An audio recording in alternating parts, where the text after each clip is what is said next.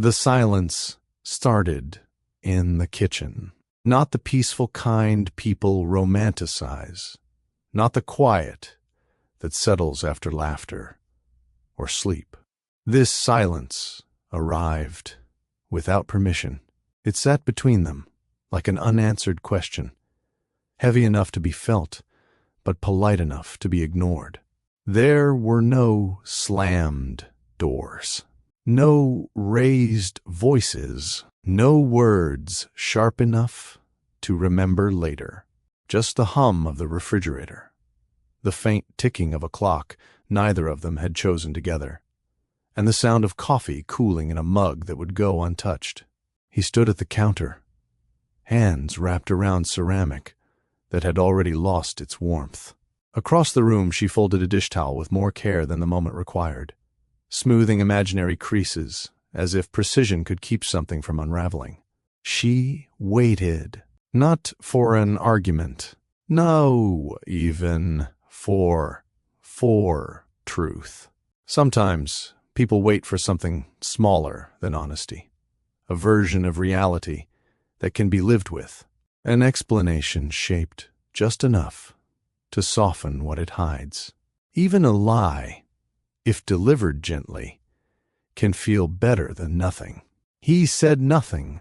That pause, brief, almost invisible, became the shape of their marriage in its final year, not because it was dramatic, but because it was repeated, again and again, in moments that asked for voice and received restraint instead. Everything important learned to live inside those gaps. Silence is often misunderstood. People think it means calm, maturity, self-control. In truth, silence is a skill, and like all skills, it is learned. Sometimes it is taught directly. Other times it is absorbed quietly from rooms where speaking came with consequences. He learned early that silence could be armor. In the house where he grew up, noise meant trouble. Raised voices were never just raised voices. They were warnings. Arguments didn't stay arguments. They spilled into broken plates, slammed fists, and apologies that arrived too late to matter. His father believed men kept families together by holding their tongues. You don't explain. You don't confess weakness. You provide.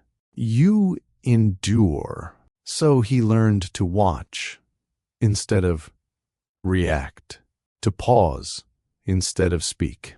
Silence kept him safe. Silence kept the peace. Over time, silence became more than protection. It became identity. By the time he made his first million before 40, that instinct had been fully rewarded. In boardrooms, silence read as control. In negotiations, it passed for intelligence. People leaned forward when he paused, filling the quiet with their own assumptions. He didn't correct them. He didn't have to. The world taught him that silence, when paired with success, looks like strength. She learned silence differently. She hadn't grown up afraid of noise. She'd grown up exhausted by it. In her home, words were everywhere. Feelings were explained to death. Promises were wrapped in long speeches that sounded sincere until reality failed to follow. Conversations stretched on for hours, yet nothing solid ever seemed to form. Talking was constant, but clarity was rare. She learned early that words could be used to avoid responsibility just as easily as silence. So chose restraint. She learned to say less, not because she had nothing to say, but because saying everything never seemed to change anything. She chose her words carefully, like fragile glass. She believed meaning mattered more than volume. Silence, for her, wasn't fear. It was dignity. A way to intact. Two people who understood silence for different reasons often recognize each other without effort. They met without spectacle. Same gym, same early morning hour. At first, just a nod, then shared glances in the mirror. Eventually, a routine formed. He wiped down the bench after her without being asked.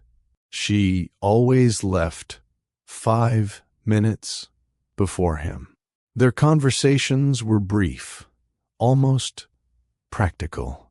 How many sets left?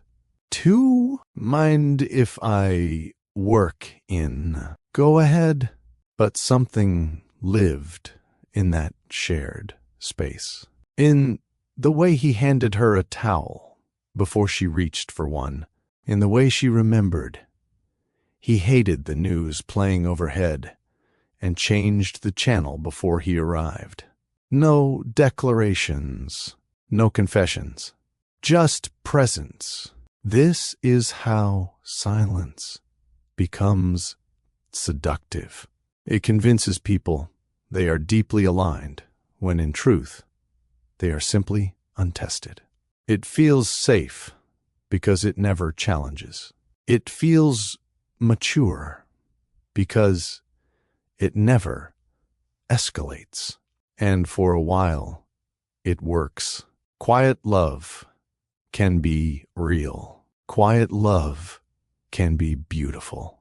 But silence has a shadow side no one talks about. Silence doesn't just keep the peace. It keeps things hidden. It postpones clarity.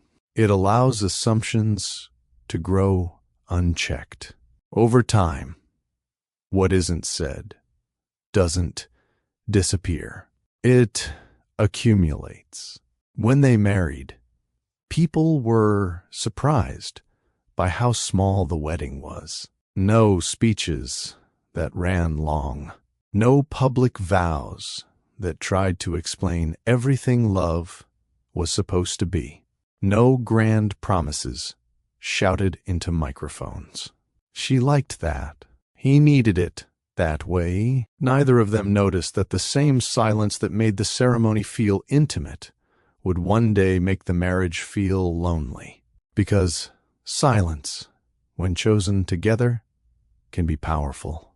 But silence, when used to avoid truth, always collects a cost. And the bill, when it comes, is never loud. Silence didn't ask permission to grow. It simply did. The way dust settles in corners no one checks anymore. In the early years, it felt like compatibility. They rarely argued, because neither of them pushed. Decisions were made quickly, or not at all. If something felt uncomfortable, it was set aside with the promise of later, a word that sounded responsible but carried no deadline. Silence made everything feel manageable. It reduced friction. It kept things smooth. But smoothness can be misleading. When something went wrong, a missed dinner, a forgotten date, a look that lingered too long on a screen, silence stepped in like a mediator that favored delay over resolution. He assumed calm meant stability. She assumed patience meant understanding. Neither realized they were slowly teaching each other how much could go unsaid. Silence is efficient that way. It removes urgency. It convinces people that if something truly mattered, it would force its way out. But many things that matter most don't scream. They wait.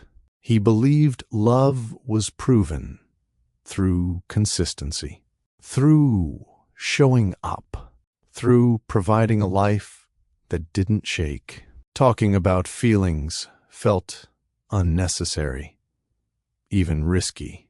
In his experience, words opened doors that were hard to close again. Once spoken, something had to be dealt with. Silence let him keep control, not over her, he thought, but over the structure of things, over order. She believed love was proven through consideration, through noticing, through choosing the relationship over being right. She told herself that if something truly bothered her, she'd feel it clearly enough to speak.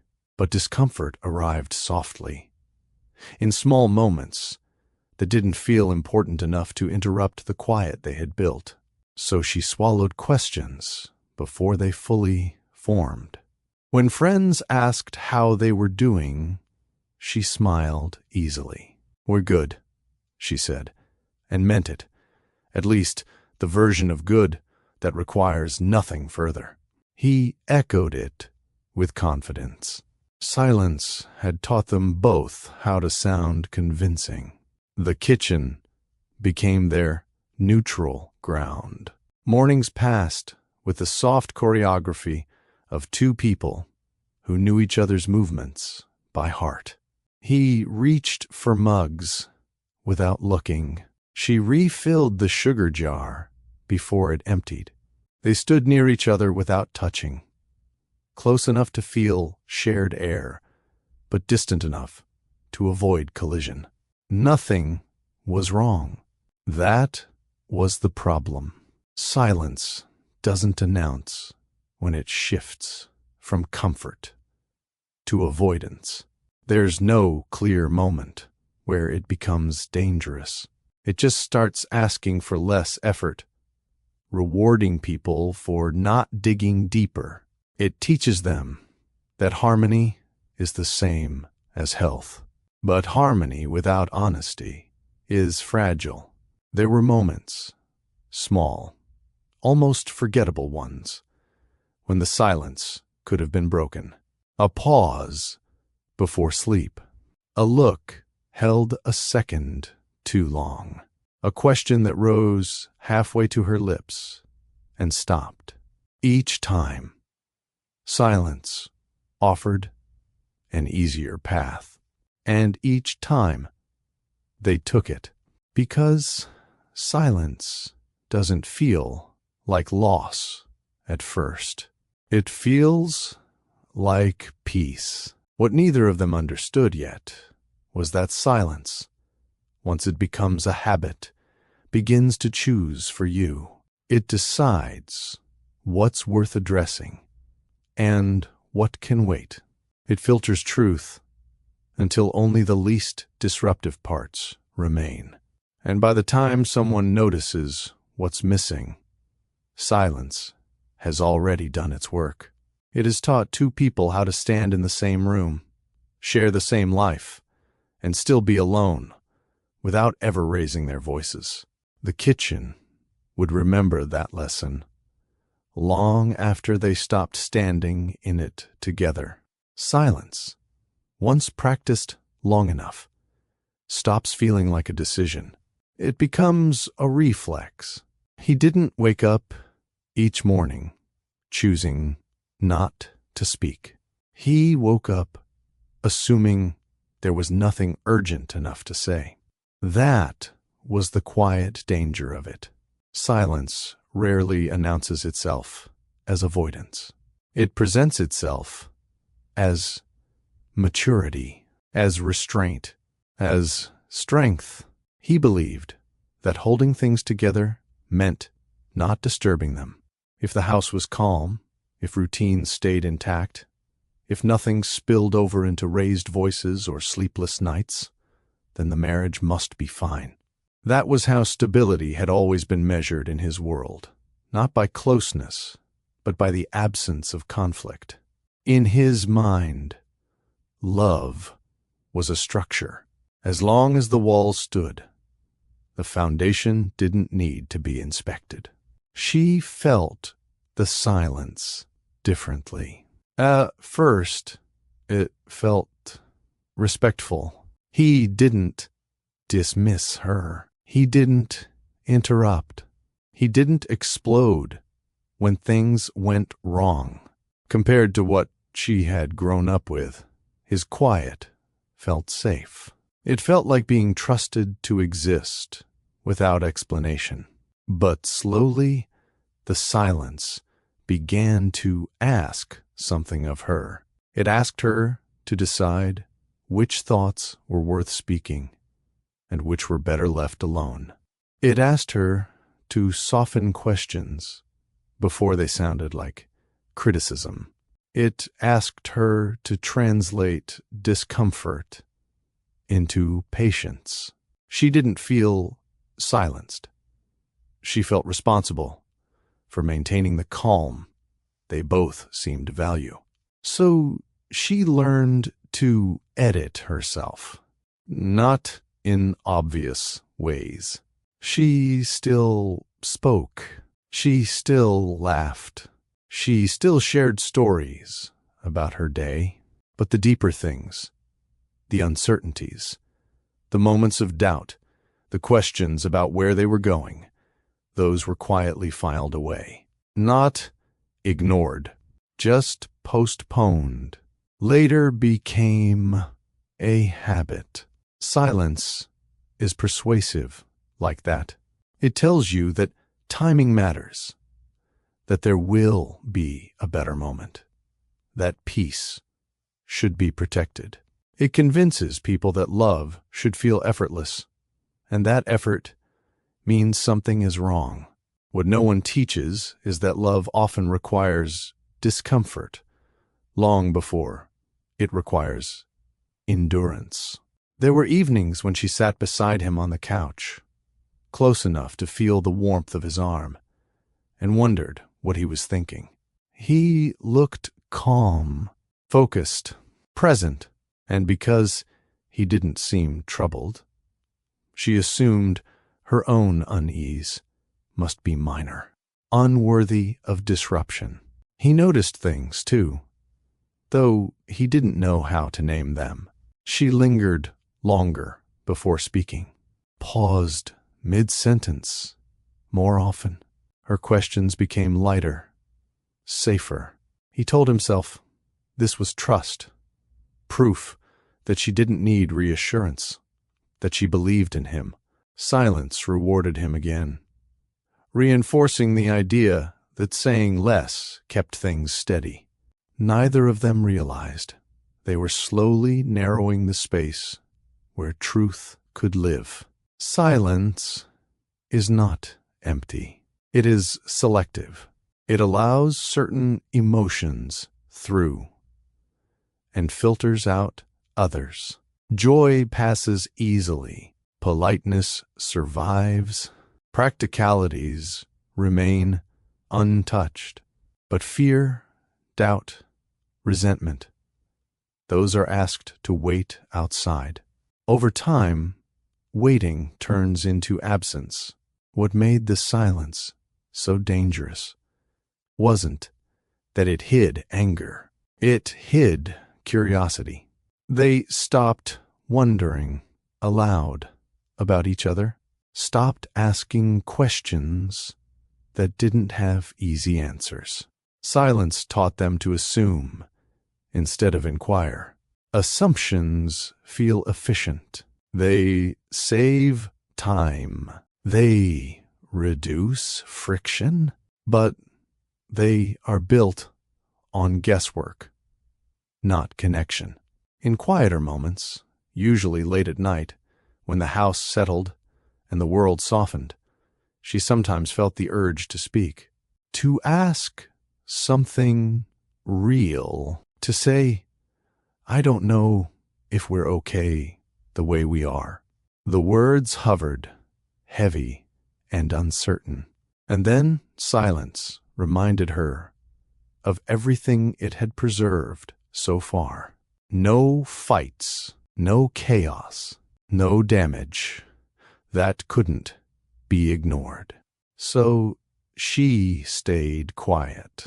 He felt his own version of that hesitation, when moments demanded more than logistics. When she looked at him a little too long, or when a decision required explanation instead of execution. He sensed the weight of those moments and chose the path that had never failed him. He endured them.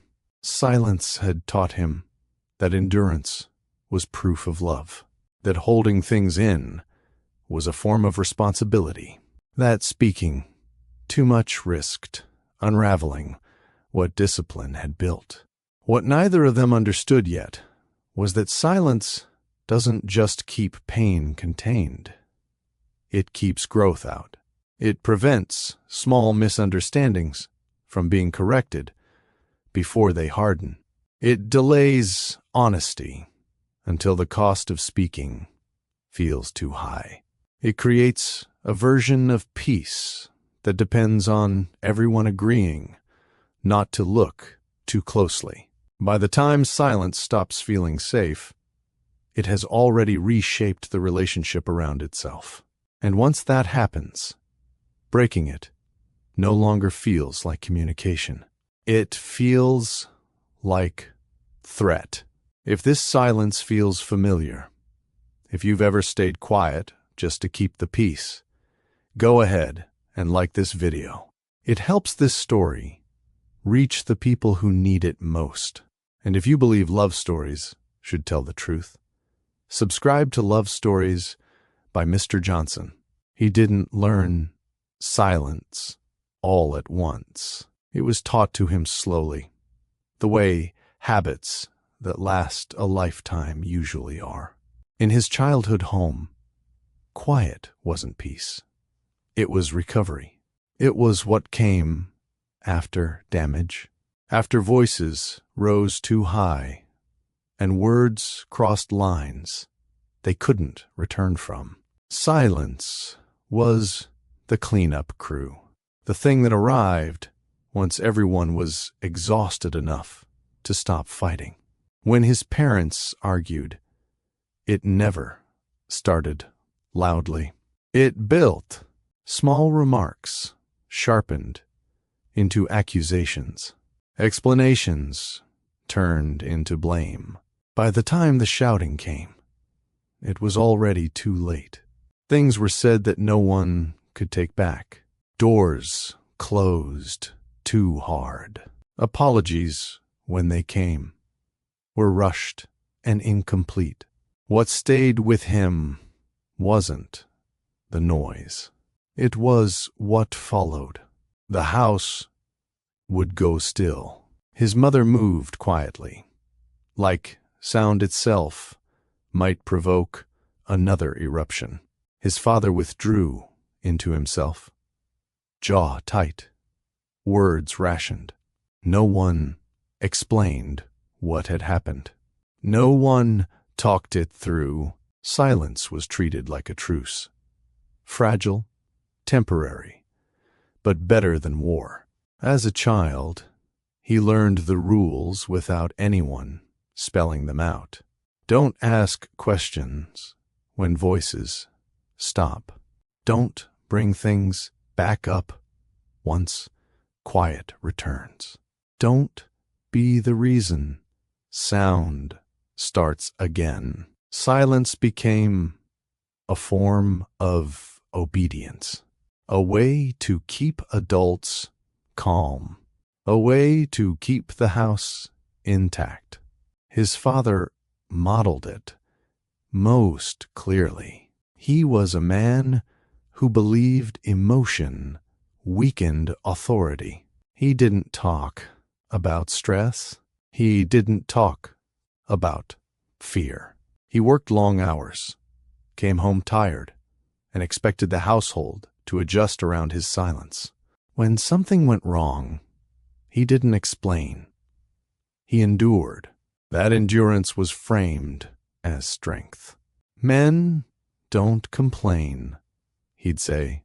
They handle things. Handling things meant carrying weight alone. It meant not needing help. It meant keeping your voice steady, no matter what churned underneath. Silence wasn't absence.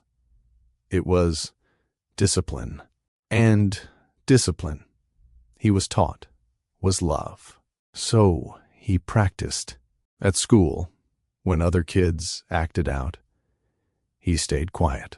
Teachers praised him for being easy, for not causing trouble, for being mature beyond his years. Silence rewarded him again. When friends argued, he became the listener. The calm one, the one who didn't take sides. He learned that people trusted you when you didn't reveal much about yourself. They filled in the blanks with their own ideas, and those ideas were usually flattering. By the time he was older, silence felt like an advantage. In college, while others stumbled through emotional messes, he focused.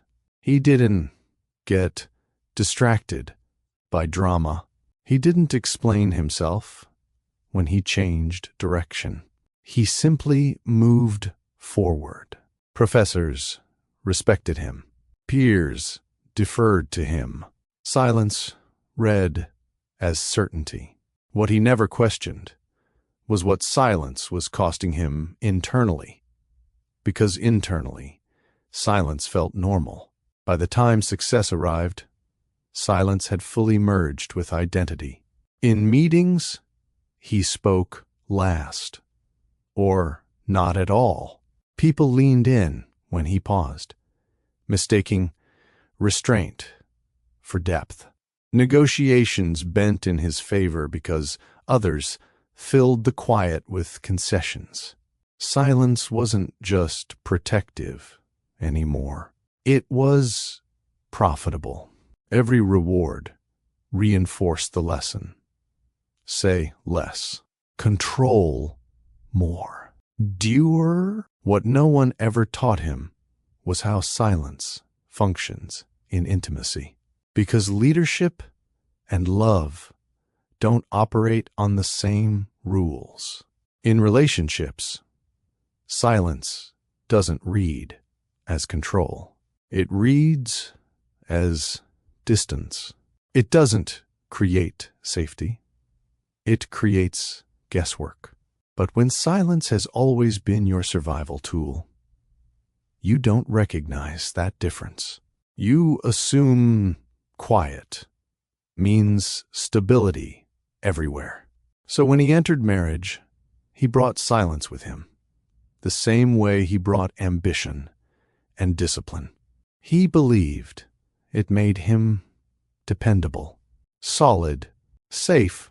He believed love meant not burdening the other person with unnecessary worry. That speaking less was kindness. That endurance was devotion. And because nothing immediately broke, silence convinced him it was working. What he couldn't see yet was that the same silence that once protected him from chaos was now protecting him from connection. And protection, when it replaces honesty, slowly becomes isolation.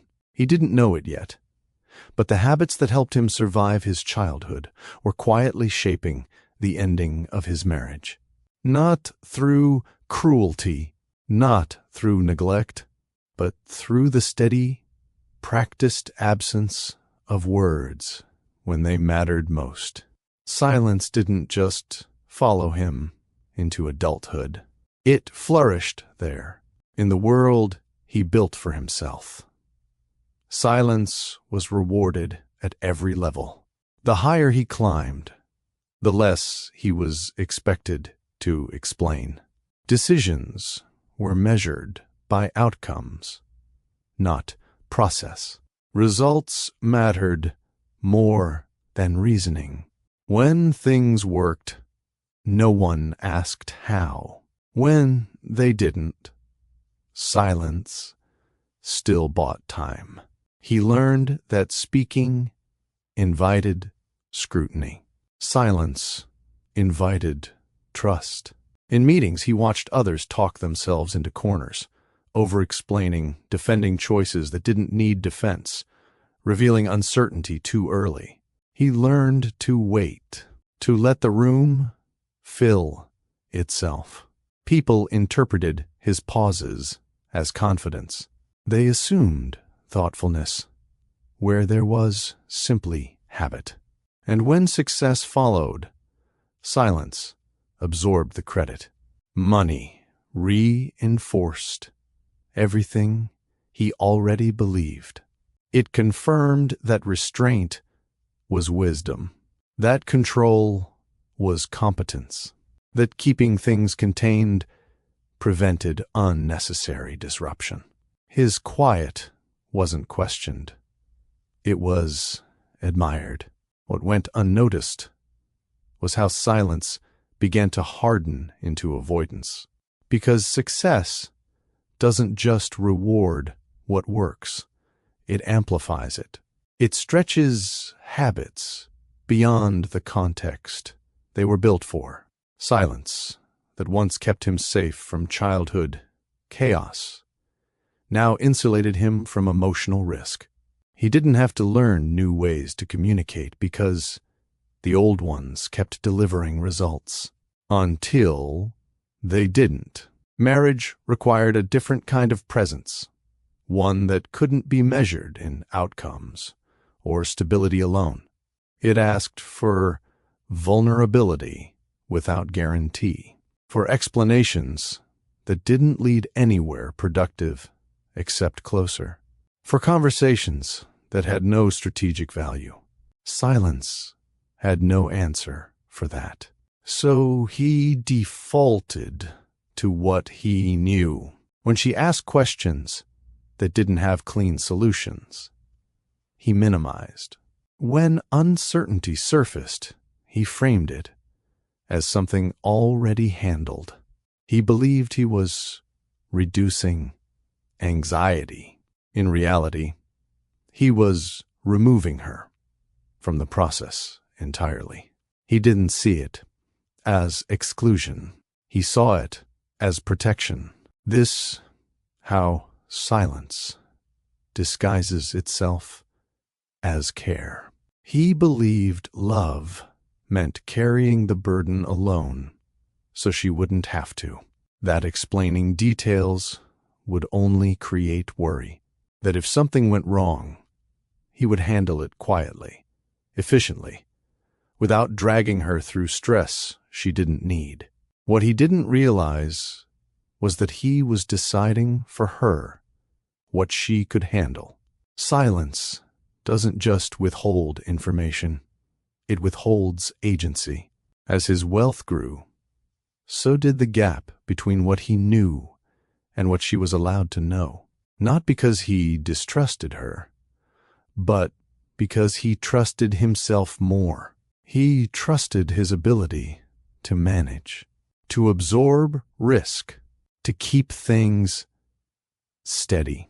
And silence made that easier. He didn't have to ask for agreement if he didn't offer details. He didn't have to negotiate boundaries if he defined them alone. Silence turned decision-making into a one-person job. At first, the marriage absorbed this without visible damage.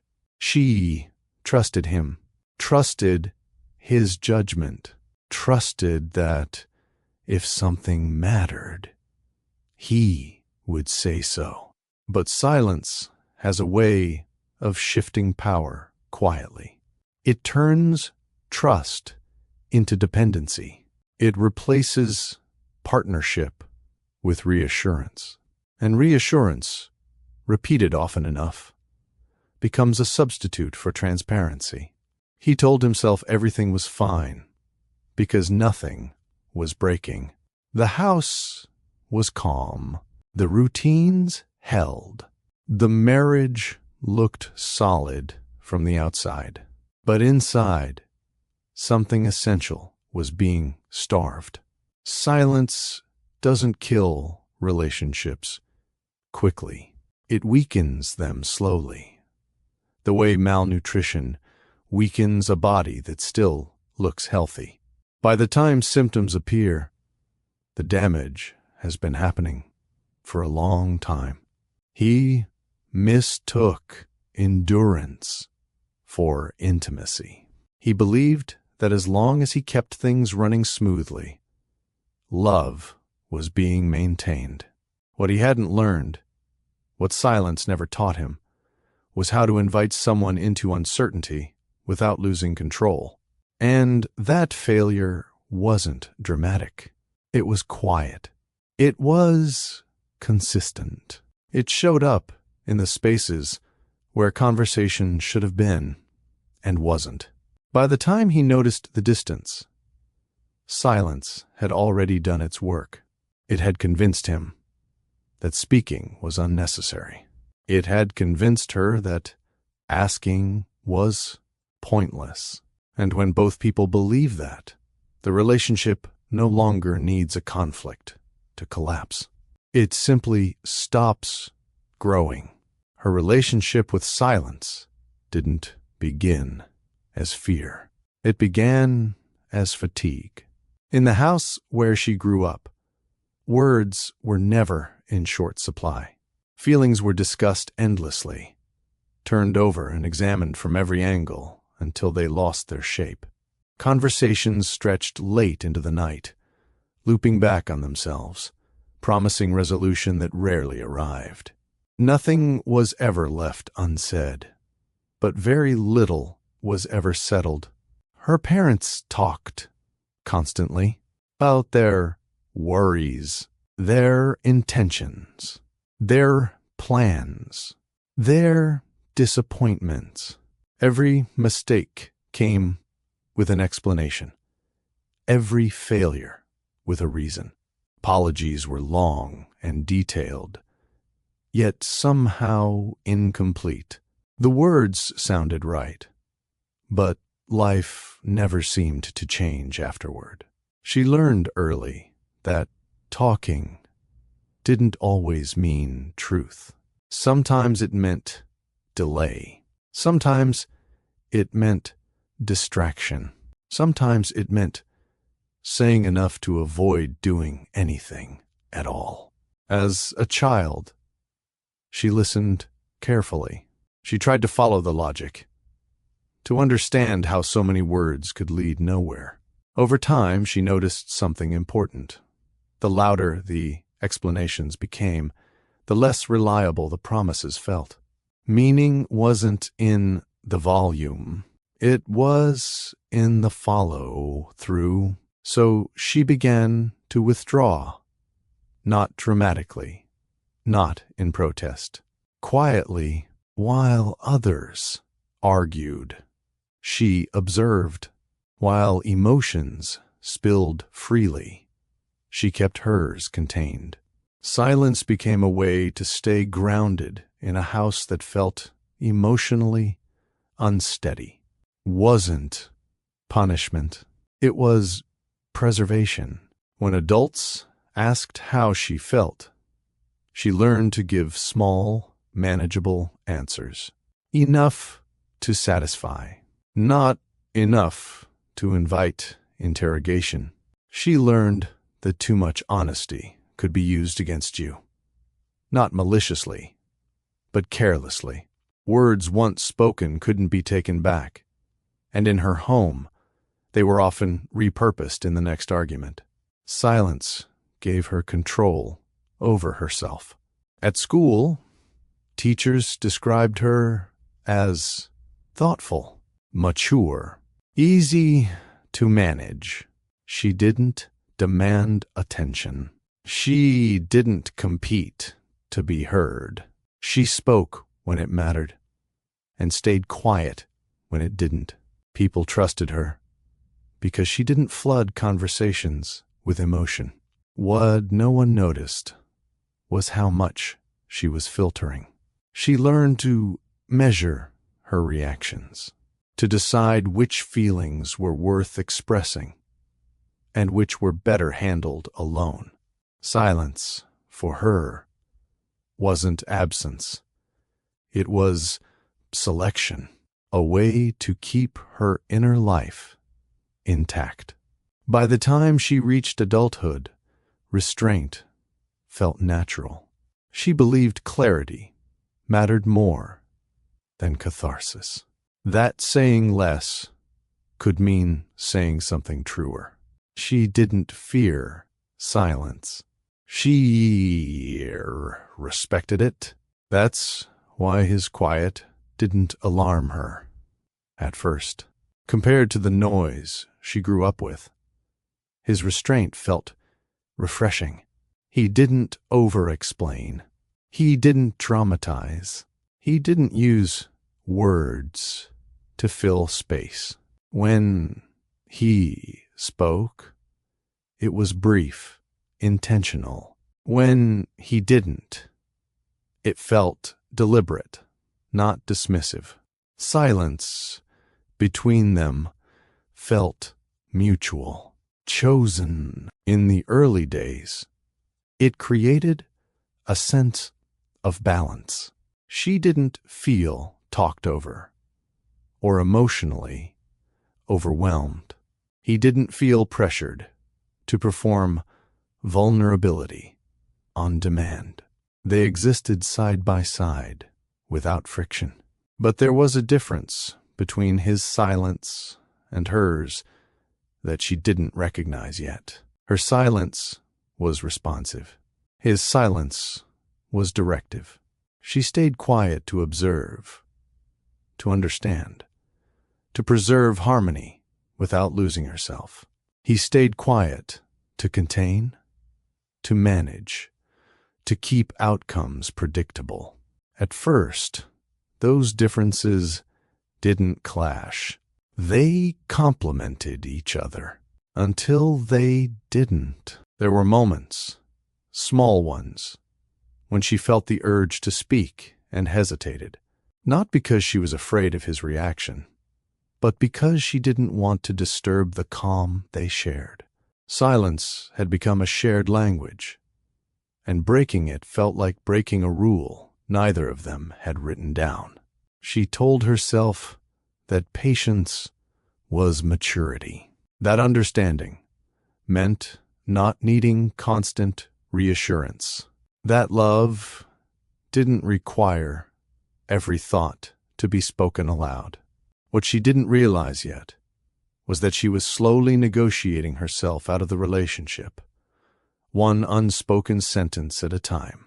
Silence had kept her safe once, but safety, when it becomes habit, can turn into self-erasure, and she was just beginning to feel the edges of that truth.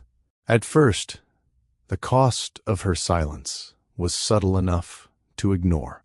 It showed up as hesitation before speaking, as a quiet, internal debate over whether something mattered enough to mention.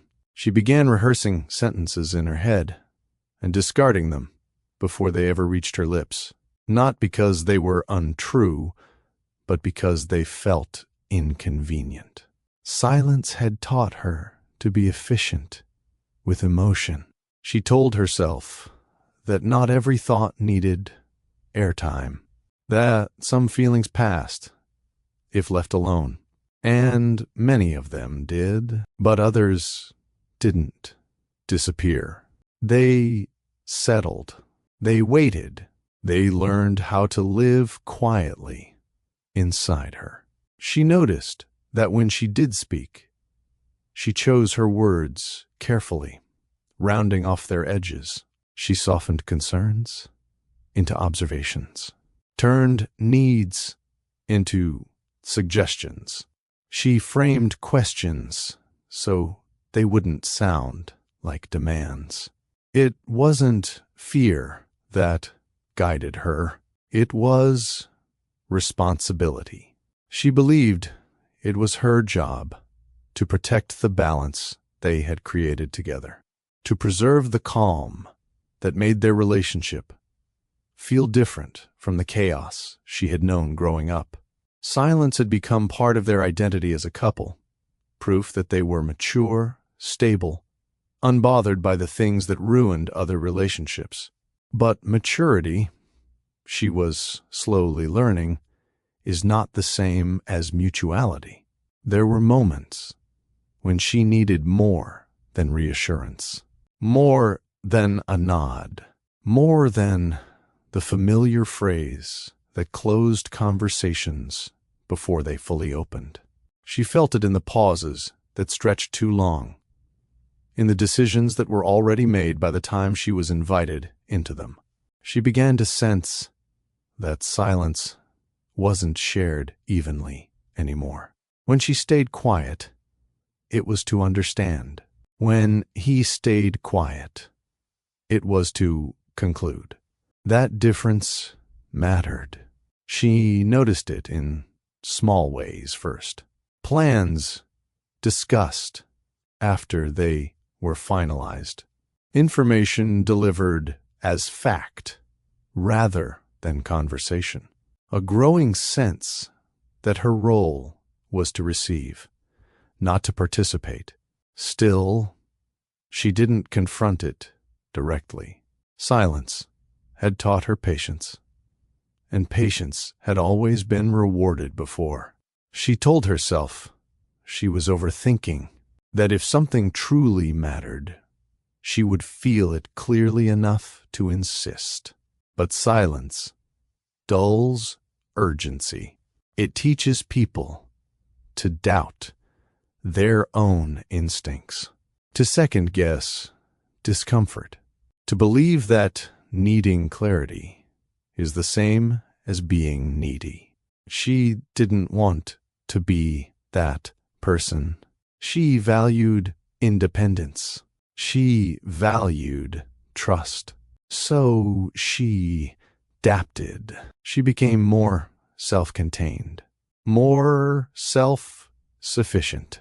She handled her own uncertainties quietly. When something felt off, she sat with it alone until it lost its sharpness. Silence helped her survive, but it also isolated her. He didn't notice right away. From his perspective, things were steady, calm, predictable. She wasn't complaining. She wasn't asking for more. She wasn't questioning decisions. To him, that meant trust. It meant appreciation.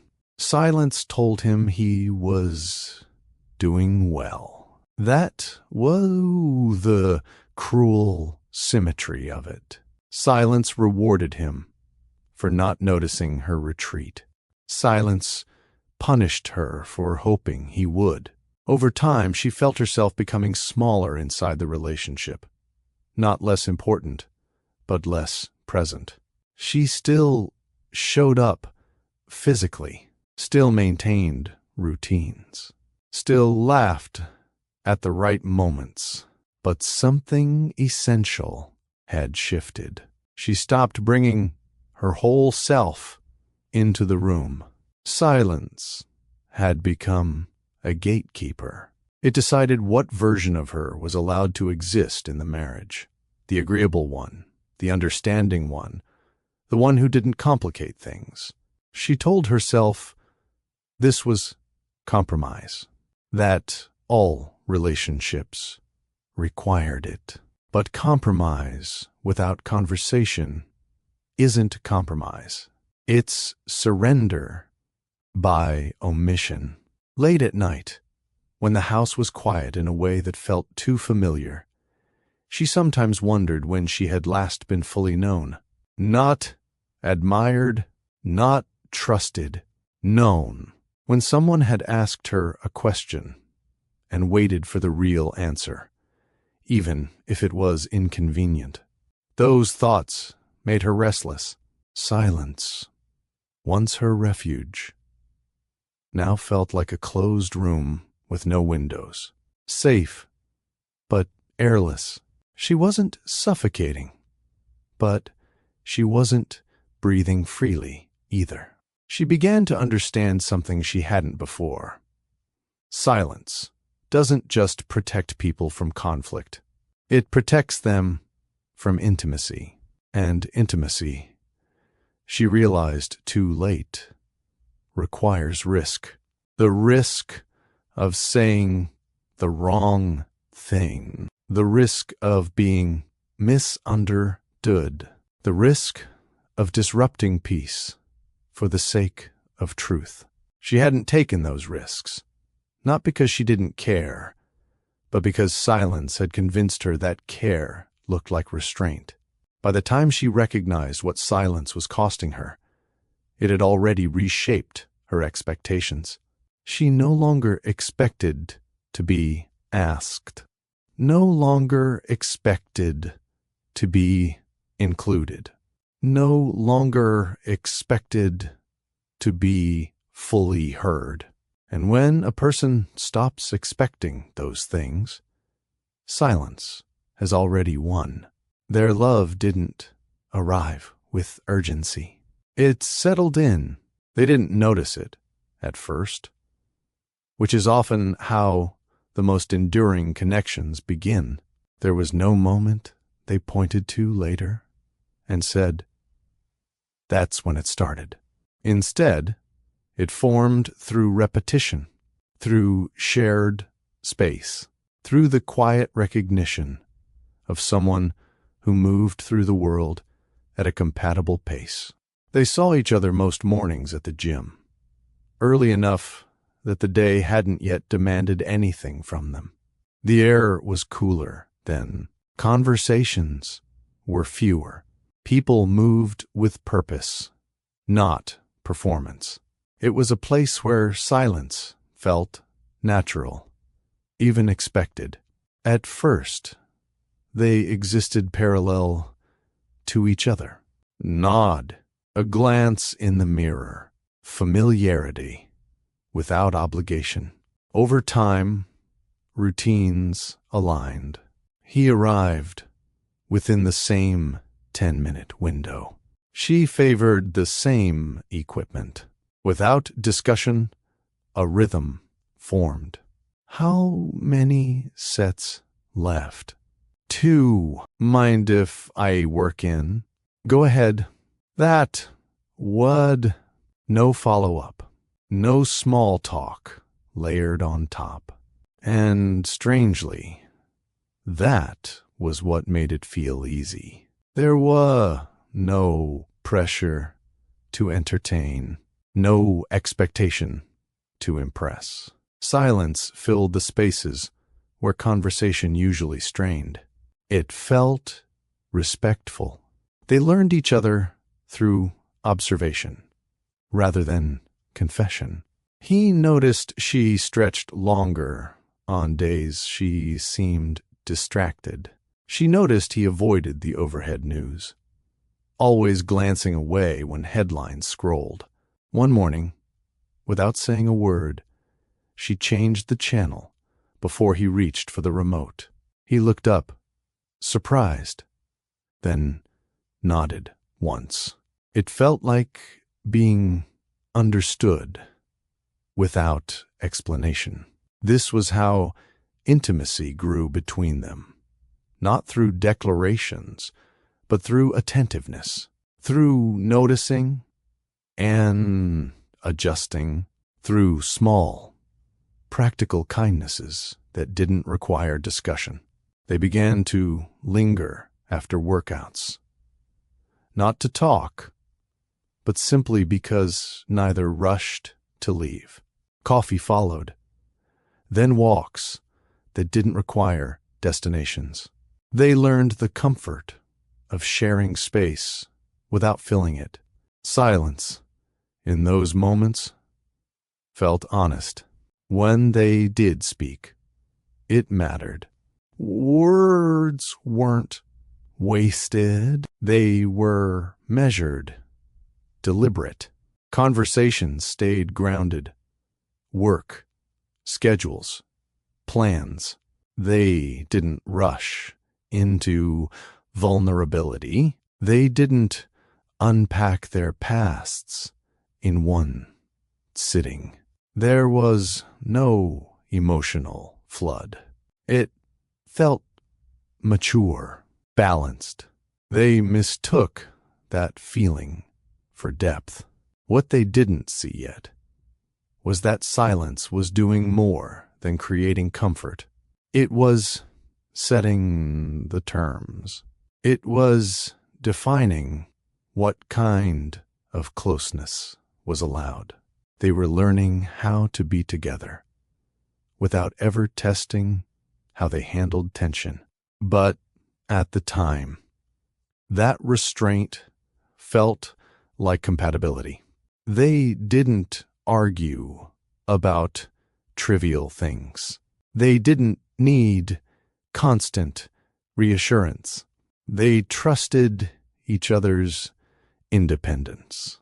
Silence allowed them to exist as two whole people, side by side, without the friction that comes from too much emotional exposure. When they moved in together, the transition felt seamless, their habits already aligned. Mornings were quiet, efficient. Evenings were calm. They cooked without music most nights, the sounds of chopping and simmering enough to fill the room. The kitchen became their shared center, not a place of conversation, but of coordination. They passed each other easily, wordlessly, like people who had always lived that way. Friends admired it. You two are so easy together, someone once said. They smiled because it felt true. Silence had given their relationship a sense of stability others struggled to achieve. It insulated them from drama. It made everything feel grounded. They believed they had found something rare, a love that didn't demand constant proof. When he proposed, it wasn't elaborate. No crowd, no rehearsed speech, just a quiet certainty delivered simply. She said yes without hesitation. The wedding reflected everything they valued. Small, intimate, no long speeches, no public vows trying to explain love to an audience. They stood together, hands steady, saying only what was required. She liked that. He needed it. That way, silence wrapped itself around the ceremony like approval. What neither of them questioned was why so little needed to be said. They assumed it meant understanding, that they were aligned beyond words. But silence can feel like agreement when it's never been challenged. At that stage, it still worked. It kept things light. It kept things peaceful, made their love feel effortless. They didn't know yet that effortlessness, sustained too long, becomes avoidance, and that love built entirely on comfort has no practice surviving discomfort. For now, though, silence was still kind, still generous, still convincing, and so they trusted it. Marriage didn't change their rhythm. It confirmed it. They settled into shared life the way people do when very little needs renegotiation. Mornings remained quiet. Evenings unfolded without urgency. There was comfort in knowing what the other would do without asking. Silence made coordination efficient. It reduced friction. It felt like evidence that they understood each other deeply. But understanding without articulation is fragile. They rarely argued, which they both took as a sign of success. When disagreements surfaced, they were small enough to be absorbed by routine. Silence smoothed edges. It delayed resolution until the tension faded on its own. Problems didn't disappear, but they softened, then sank beneath the surface. Silence made everything feel temporary. They told themselves that other couples fought because they lacked discipline. That drama was a sign of immaturity. They believed they had outgrown that phase of love where emotions needed to be constantly processed out loud. What they didn't notice was how often silence decided things for them. Plans were made because they felt obvious, not because they were discussed. Decisions happened because no one objected, not because both agreed. Silence replaced consent with assumption. It worked until it didn't. The kitchen, once a place of gentle coordination, became a place of quiet conclusions. Conversations stayed functional. Who was buying groceries? What time dinner would be ready? Whether the mail had been brought in? Words stayed on the surface, never asking more than they had to. Silence protected the calm, but it also protected the distance growing beneath it. He believed he was being considerate. That speaking less prevented unnecessary worry, that if something required action, he would handle it efficiently and spare her the burden. Silence felt like generosity. She believed she was being patient. That trust meant not interrogating. That love didn't require constant clarification. Silence felt like respect. Neither recognized that they were silently negotiating the limits of their partnership. She noticed it first in moments that didn't demand attention. A decision already made before she knew it existed. Information delivered after the fact, casually, as though it had always been understood. She didn't feel excluded, at least not at first. She felt spared, but being spared is different from being included. Silence made it easy to ignore that difference. She told herself that independence was healthy, that he was capable, that there was no reason to complicate things by asking questions that might sound like doubt. Silence made her feel mature for trusting without needing proof. He noticed her questions becoming fewer, shorter, less curious. He interpreted that as confidence in him, as proof that he was reliable.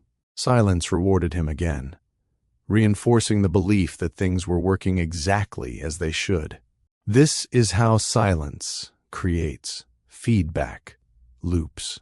The quieter she became, the more he assumed everything was fine. The more he assumed everything was fine, the less he explained. Silence grew stronger through mutual reinforcement. They still shared space easily, still moved around each other without collision, still sat together in comfortable quiet. But comfort began to replace connection. Presence replaced participation. Silence stopped being a choice and became an expectation. She felt it when she hesitated, before asking something simple. When she measured the tone of her voice before speaking. When she rehearsed questions internally and decided they weren't worth disrupting the calm. She didn't feel unheard. She felt unnecessary. He felt it too, though differently, in moments when he considered explaining something and decided against it, not out of secrecy, but out of habit. Silence had always served him well. It had never demanded anything he couldn't give. What neither of them realized was that silence was quietly redefining love into something smaller. Love became maintenance. Partnership became efficiency. Intimacy became assumption. They didn't stop caring. They didn't stop trying. They simply stopped asking for more. Silence, once shared, now began to separate them, not through conflict, but through omission. And the most dangerous thing about omission is that it rarely feels urgent until it's irreversible. The lie hadn't arrived yet, but the conditions that would allow it already had. Silence had prepared the ground. The lie did not arrive with intent to deceive. It arrived with intent to manage.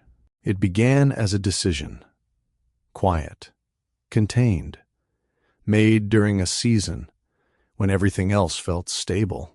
There was no urgency in it, no sense that it would change anything fundamental. It was framed as precaution, as foresight, as something responsible people did before problems appeared. He didn't announce it. He didn't debate it. He didn't bring it to the kitchen table for discussion. Silence made the choice feel simpler than conversation ever could. He told himself he was protecting what they had built. Money, in his world, was not emotional. It was structural.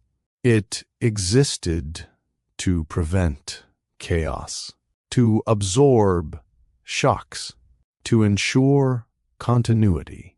He had learned early that instability did the most damage when people saw it coming too late. So when an opportunity arose to restructure assets, to move things quietly into safer channels, it felt obvious. This was what he did best: anticipate risk and remove it. He believed transparency would only introduce anxiety where none was needed. Numbers confused people. Possibilities frightened them. Silence kept things clean, efficient, calm. He didn't see secrecy. He saw stewardship. "I've got it handled," he said once, casually, when the topic brushed close enough to require acknowledgement. She nodded. That nod was everything. It wasn't agreement, not fully. It wasn't permission. It was trust expressed without demand. Silence accepted. Silence reinforced. He took that nod as confirmation that he was doing the right thing, that she trusted his judgment, that there was no need to complicate matters by explaining details she might not want to carry. What he didn't consider was that trust without information is not partnership, it's delegation. She didn't ask follow-up questions, not because she didn't care, but because silence had taught her that asking could sound like doubt. And doubt, she believed, could damage the calm they had protected for so long. She told herself that if something mattered, he would bring it to her. That if there were risk, she would be included. Silence reassured her in the short term. Silence always does.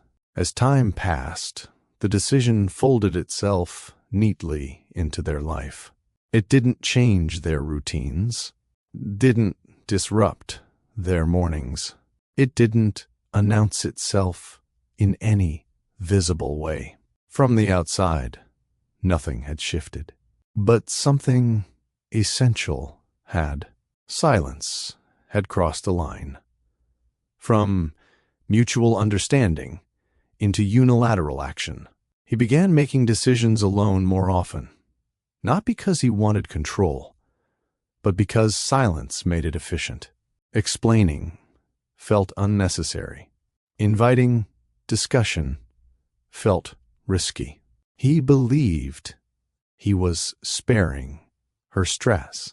She began sensing a subtle distance, not emotional, but informational. Things were handled before she knew they existed. Updates arrived after conclusions. She felt reassured, but also strangely removed. She didn't name it. Silence rarely allows naming. She believed that good relationships didn't require constant oversight. That love meant trusting competence. That peace was worth preserving, even if it meant not knowing everything. This is how silence turns protection into exclusion without ever announcing itself.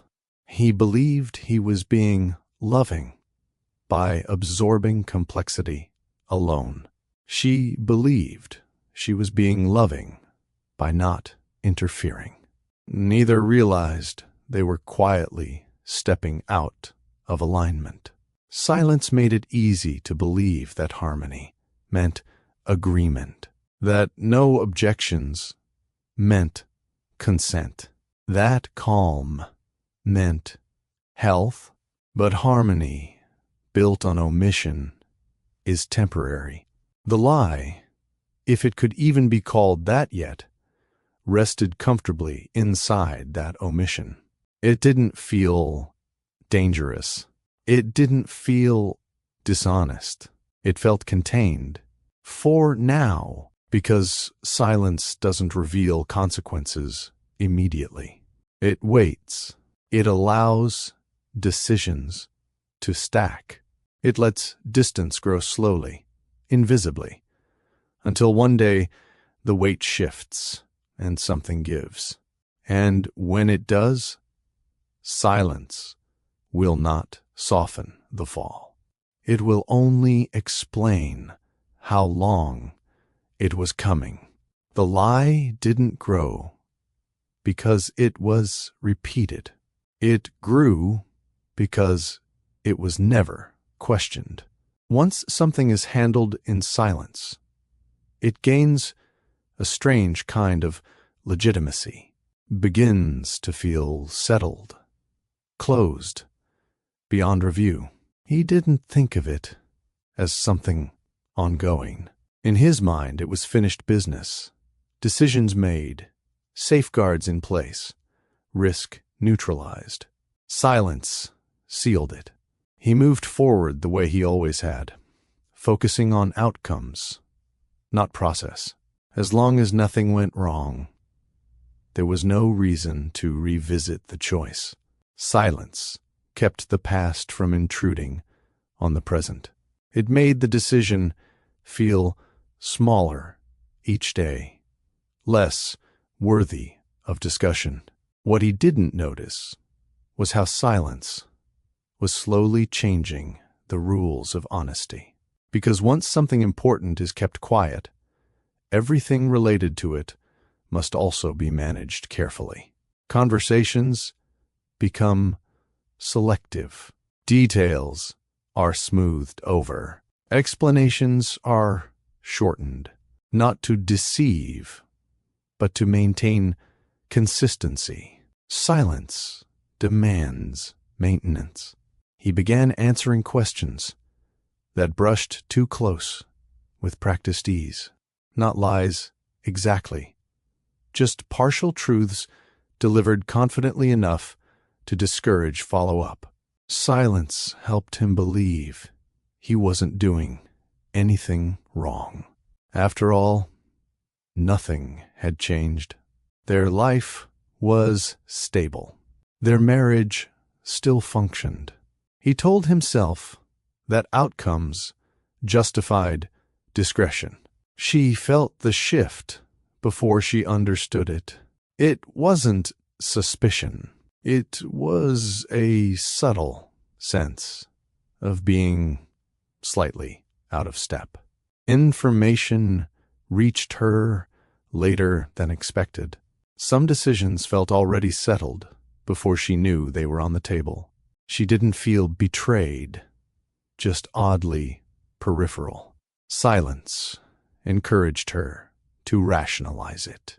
She told herself that competence looked like independence, that he was simply efficient, that her role wasn't to oversee, but to trust. Silence had always framed restraint as maturity, and she didn't want to unlearn that now. Still, something unsettled her. She noticed that when she asked questions, answers came quickly, but shallowly, reassuring, but not expansive. Silence sat just beneath the words, signaling that this was as far as the conversation needed to go. She nodded. That nod became a habit, too. This is how silence creates symmetry without equality. Both of them participated in maintaining the quiet, but for different reasons. He used silence to control complexity. She used silence to preserve harmony. Together, they built a system where nothing important was ever fully examined. Silence turned trust into assumption. He assumed she didn't want details. She assumed he would share what mattered. Both assumptions felt reasonable. Both were wrong. The lie settled deeper, not as an active deception, but as an unspoken boundary. Certain topics became closed by default. Certain explanations shortened by reflex. Silence decided what was necessary and what could remain unsaid. And because nothing had exploded, it felt safe. But silence doesn't eliminate risk. It only delays its visibility. He didn't see himself as someone hiding something. He saw himself as someone preventing problems. Silence supported that self-image. It allowed him to believe he was being responsible, even generous. She didn't see herself as excluded. She saw herself as trusting. Silence supported that too. It allowed her to believe she was being mature, even loving. What neither recognized was that silence was no longer neutral. It was no longer shared ground. It was no longer mutual protection. It had become a requirement. Silence now demanded loyalty to what had been left unsaid. It discouraged questions. It rewarded acceptance. It punished curiosity. Not with anger, but with distance. And distance, when it arrives quietly, is easy to misinterpret as space.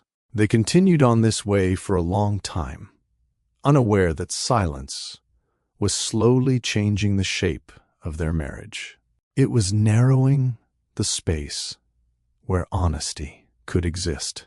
It was making truth feel intrusive. By the time either of them felt the urge to speak clearly, silence had already taught them that clarity was disruptive. The lie wasn't the beginning of the damage. Silence was. If you've ever trusted someone who said, "I've got it handled," tap the like button so this story reaches others who understand that moment. Silence always sends the bill later. It never arrives all at once. There's no envelope, no warning, no moment where someone can say, "This is where it started to cost us." Instead, it shows up quietly, disguised as inconvenience, misunderstanding, or timing that never quite works out. They didn't notice the cost at first, because nothing obvious was missing. The house still ran smoothly. Meals were planned. Calendars stayed full. Conversations stayed polite. From the outside, their life looked intact, stable, even enviable. Silence was still doing its job, holding everything together. But something had begun to thin. Opportunities passed them by without discussion. Not dramatic ones, just the kind that require shared vision. Future plans mentioned lightly, then dropped. Conversations that could have shaped direction dissolved into vague agreement. Silence made it easy to defer decisions without ever officially postponing them. Later became permanent. She felt it when she imagined the future, and noticed how often she imagined it alone. Not because she wanted separation, but because shared imagining required conversation. And conversation now felt like an intrusion into the quiet they had protected for so long. He felt it when he made choices without checking in, and felt relief instead of connection. Silence saved time. It spared him explanations. It allowed him to move efficiently, confidently, without needing to navigate emotional complexity. Silence rewarded him again. She noticed the distance, not as absence, but as delay. She would learn things after they had already happened. Hear about decisions once they were settled. He didn't hide them. He just didn't lead with them. Silence framed these moments as minor. She told herself it didn't matter, that nothing harmful had happened. That trust meant not needing constant updates. Silence encouraged her to minimize her own discomfort. But discomfort, ignored, doesn't disappear. It relocates. She became quieter in ways that were harder to detect. She stopped volunteering opinions that weren't asked for, stopped offering alternatives when plans were already in motion. Silence taught her that participation was optional, and optional things are easy to remove. He mistook her withdrawal for confidence, for ease, for appreciation. From his perspective, things were stable. There were no confrontations, no emotional demands, no signs of crisis. Silence told him he was doing well, that his instincts were correct. That less explanation meant fewer problems. This is how silence creates blind spots. He didn't notice. She no longer waited up for him the way she used to. Didn't notice the notes on the counter stopped appearing. Didn't notice that her questions, when they came, were practical, not personal. Silence kept him from asking why. Because asking would mean opening something. And opening things had never felt necessary before. She noticed it all. She noticed how often she adjusted herself to fit decisions already made, how she learned to accept outcomes rather than participate in shaping them. Silence had taught her patience. But patience without voice becomes resignation. She still loved him. That hadn't changed.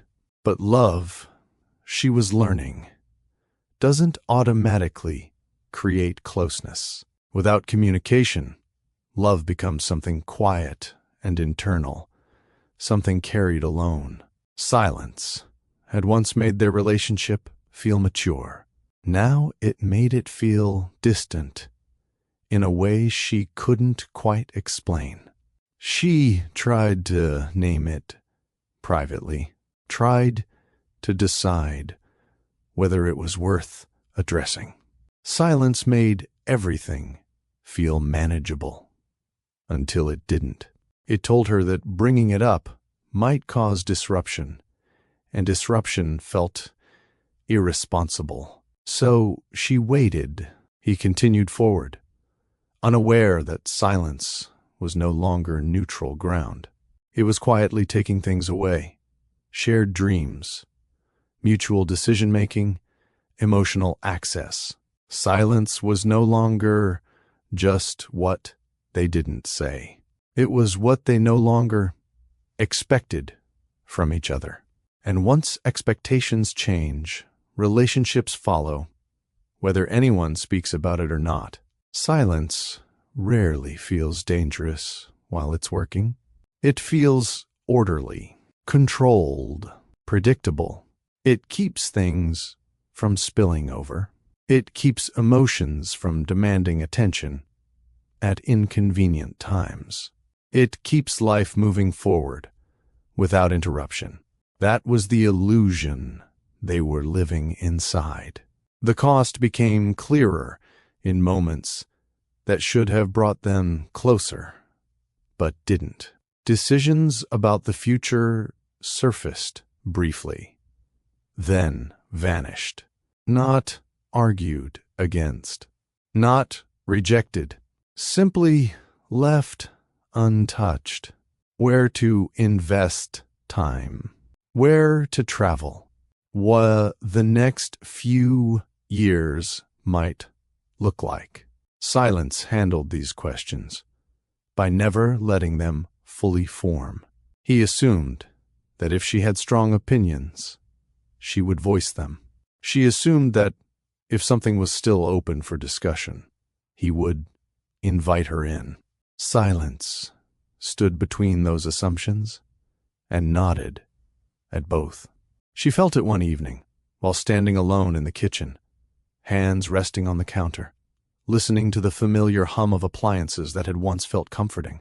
She realized she could no longer remember the last time they had talked about something unfinished. Everything in their life now arrived, already resolved. Finished conversations, finished decisions, finished explanations. There was no room left to enter. She didn't feel angry. Anger would have required energy, urgency, belief that something could still be changed. What she felt was quieter, heavier, a slow realization that silence was no longer something they shared. It was something she endured. He felt something too, though he struggled to identify it.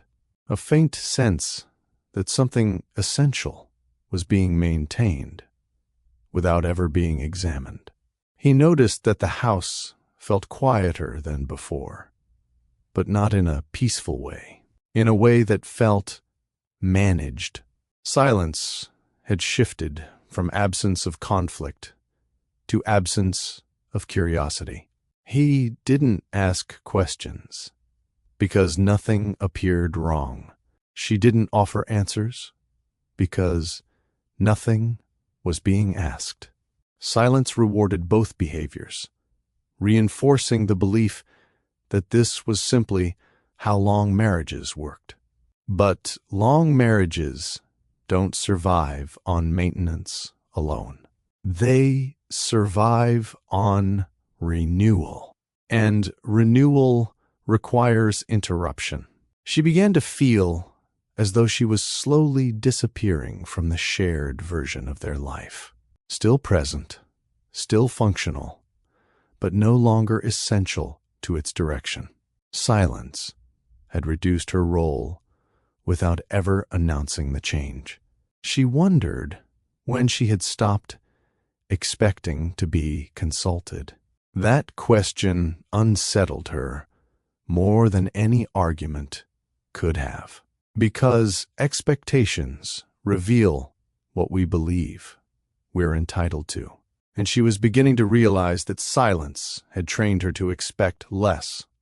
Not because she deserved less, but because asking for more felt disruptive. He remained unaware, convinced that stability was proof of health. Silence had always worked for him. It had never betrayed him before. What he didn't see was that silence doesn't warn you when it starts erasing things. It simply keeps going, doing what it has always done, until someone finally needs something it cannot provide.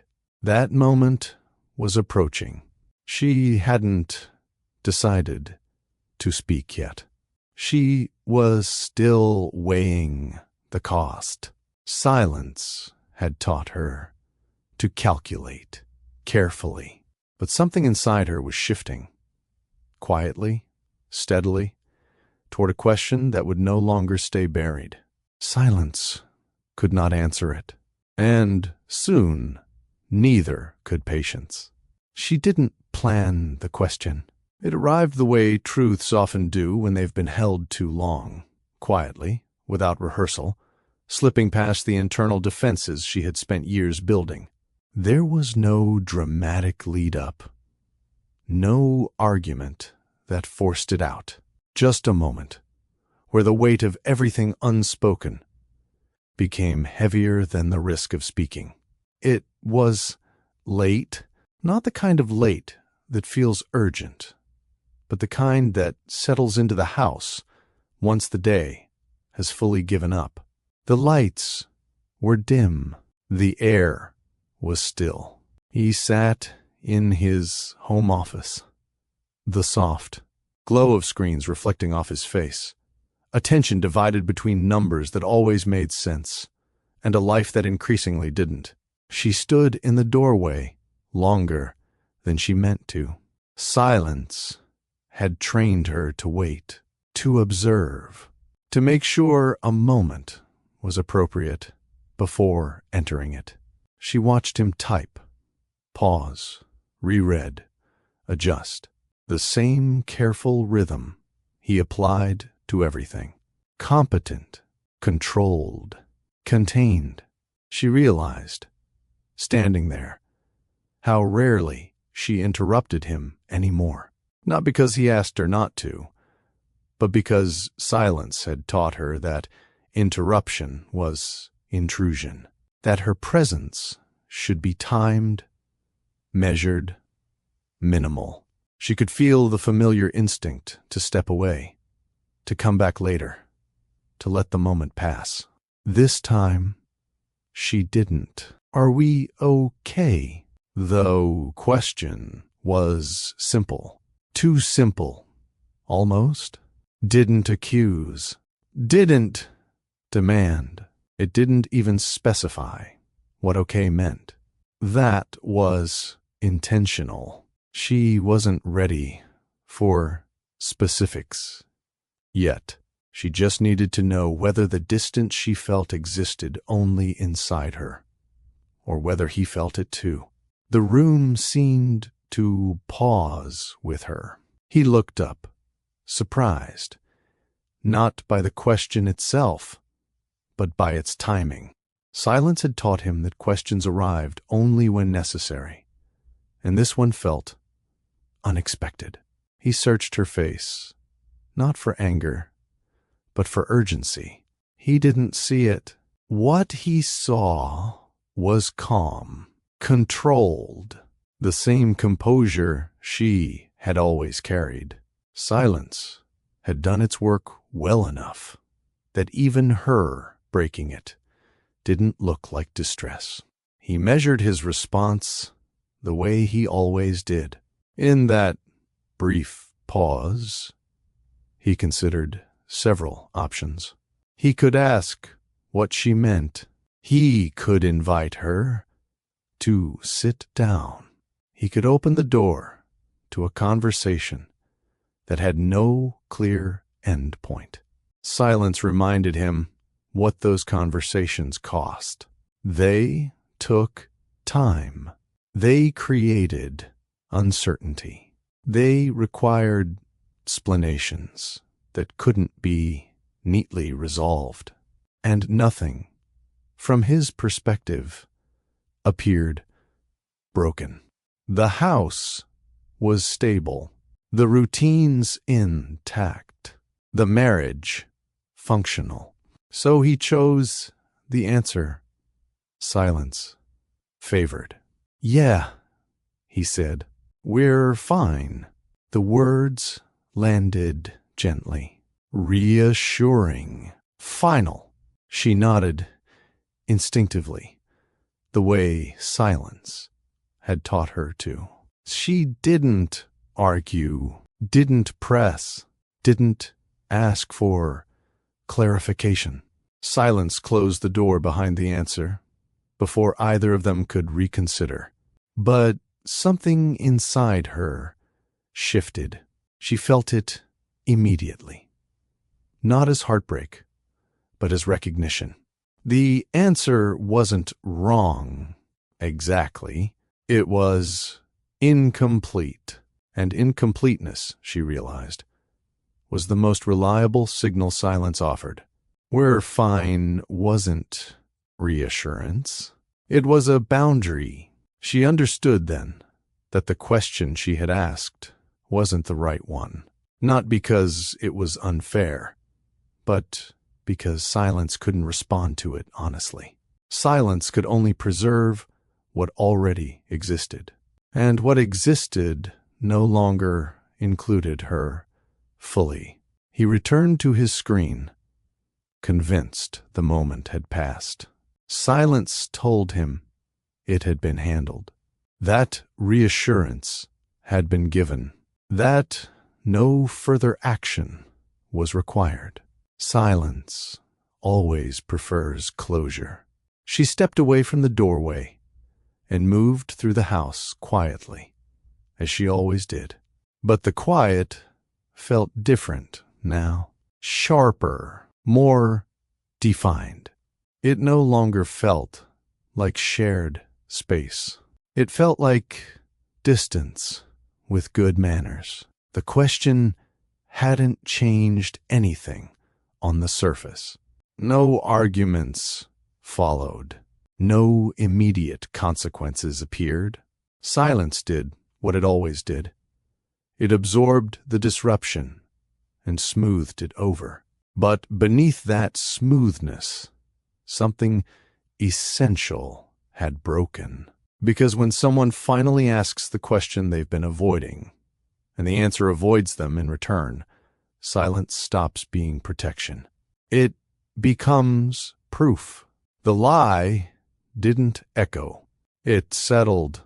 "We're fine" drifted through the house and disappeared into the walls, absorbed the way so many things had been before it. On the surface, nothing changed. That was what made it dangerous. Silence had a way of disguising damage as calm. He believed the moment had passed. He told himself the question had been casual, even rhetorical. A check-in, nothing more. People asked those sometimes, didn't they? Silence reassured him that his answer had been sufficient. Direct, stabilizing. There was no reason to reopen it. No reason to complicate something that clearly wasn't broken. He returned to his work with a sense of closure. She returned to herself with something closer to certainty. It wasn't anger she felt as she moved through the house that night. It wasn't even sadness. Not yet. It was clarity. The kind that arrives quietly and changes the way you see everything that came before it. She realized she had finally reached the edge of what silence could give her. She replayed the moment in her mind, not to punish herself, but to understand it. The pause before his answer, the confidence in his voice, the way the conversation had ended before it began. Silence had made its position clear. There would be no invitation. The next morning unfolded as usual. Coffee brewed, doors opened and closed. Polite words were exchanged. The rhythm they had built over years continued without interruption. Silence performed flawlessly. But she felt the difference. Where she once waited for moments to speak, she now noticed how few moments existed for speaking at all. Conversations stayed practical, necessary, closed. Silence had narrowed the field so completely that there was nowhere left to step into. She stopped expecting follow-up. That was the shift he didn't notice. When someone stops expecting to be heard, they don't become louder. They become quieter in a way that's difficult to detect. Their questions disappear. Their needs reorganize themselves inward. Silence becomes internal, no longer shared. He noticed she seemed calmer, more settled, less restless. Silence told him this was a good sign. That reassurance had done its job. In reality, reassurance had ended the conversation she had been building toward for years. The lie had not been cruel. That was what made it effective. It wasn't delivered with defensiveness or dismissal. It was gentle, confident, absolute, silence's favorite kind. But gentle lies have consequences too. She began to detach in ways that felt almost responsible. She stopped imagining conversations that would never happen. Stopped waiting for invitations that wouldn't come. Silence made acceptance feel mature. She didn't confront him again. Silence had already answered her. He continued forward, unaware that something fundamental had shifted. Silence had always been a reliable tool for him. It had never failed. He trusted it more than uncertainty, more than conversation, more than emotional risk. What he didn't understand was that silence doesn't break trust loudly. It breaks it by confirming what someone already fears, that their presence is optional, that their voice is disruptive, that peace matters more than participation. The lie had done its work, not by hiding the truth, but by closing the door to it. And once that door closes, silence doesn't rush to open it again. It waits. The truth didn't arrive the way people imagine it does. There was no confession, no dramatic reveal, no moment where someone finally broke down and admitted everything they had been hiding. Silence had ensured that truth would never enter the room that way. It arrived through assumption, a conversation that wasn't meant for her, a document passed casually across a table, a question asked by someone who believed it had already been answered. She hadn't gone looking for anything. Silence had trained her not to. She trusted that if something mattered, she would know. That trust, once a strength, had slowly become a vulnerability. The first moment didn't alarm her. It felt ordinary enough to dismiss. A reference made in passing. A detail that didn't quite fit with what she understood. But silence had taught her that not every inconsistency required attention. She told herself she must have misunderstood. But inconsistencies, once noticed, have a way of gathering. She became aware of how often people spoke around her instead of to her. How easily they assumed her knowledge. Silence had positioned her as someone who didn't ask questions, and the world had taken that cue seriously. The realization didn't hurt at first. It confused her. She replayed conversations in her mind, not with suspicion, but with curiosity she had long suppressed. Details aligned in ways they hadn't before. Timelines made more sense. Gaps closed, not with reassurance, but with clarity. Silence hadn't hidden the truth perfectly. It had simply delayed recognition. When the full shape of it finally emerged, it felt strangely quiet inside her. No rush of anger, no surge of betrayal, just the steady understanding that something important had been decided without her. The lie wasn't loud.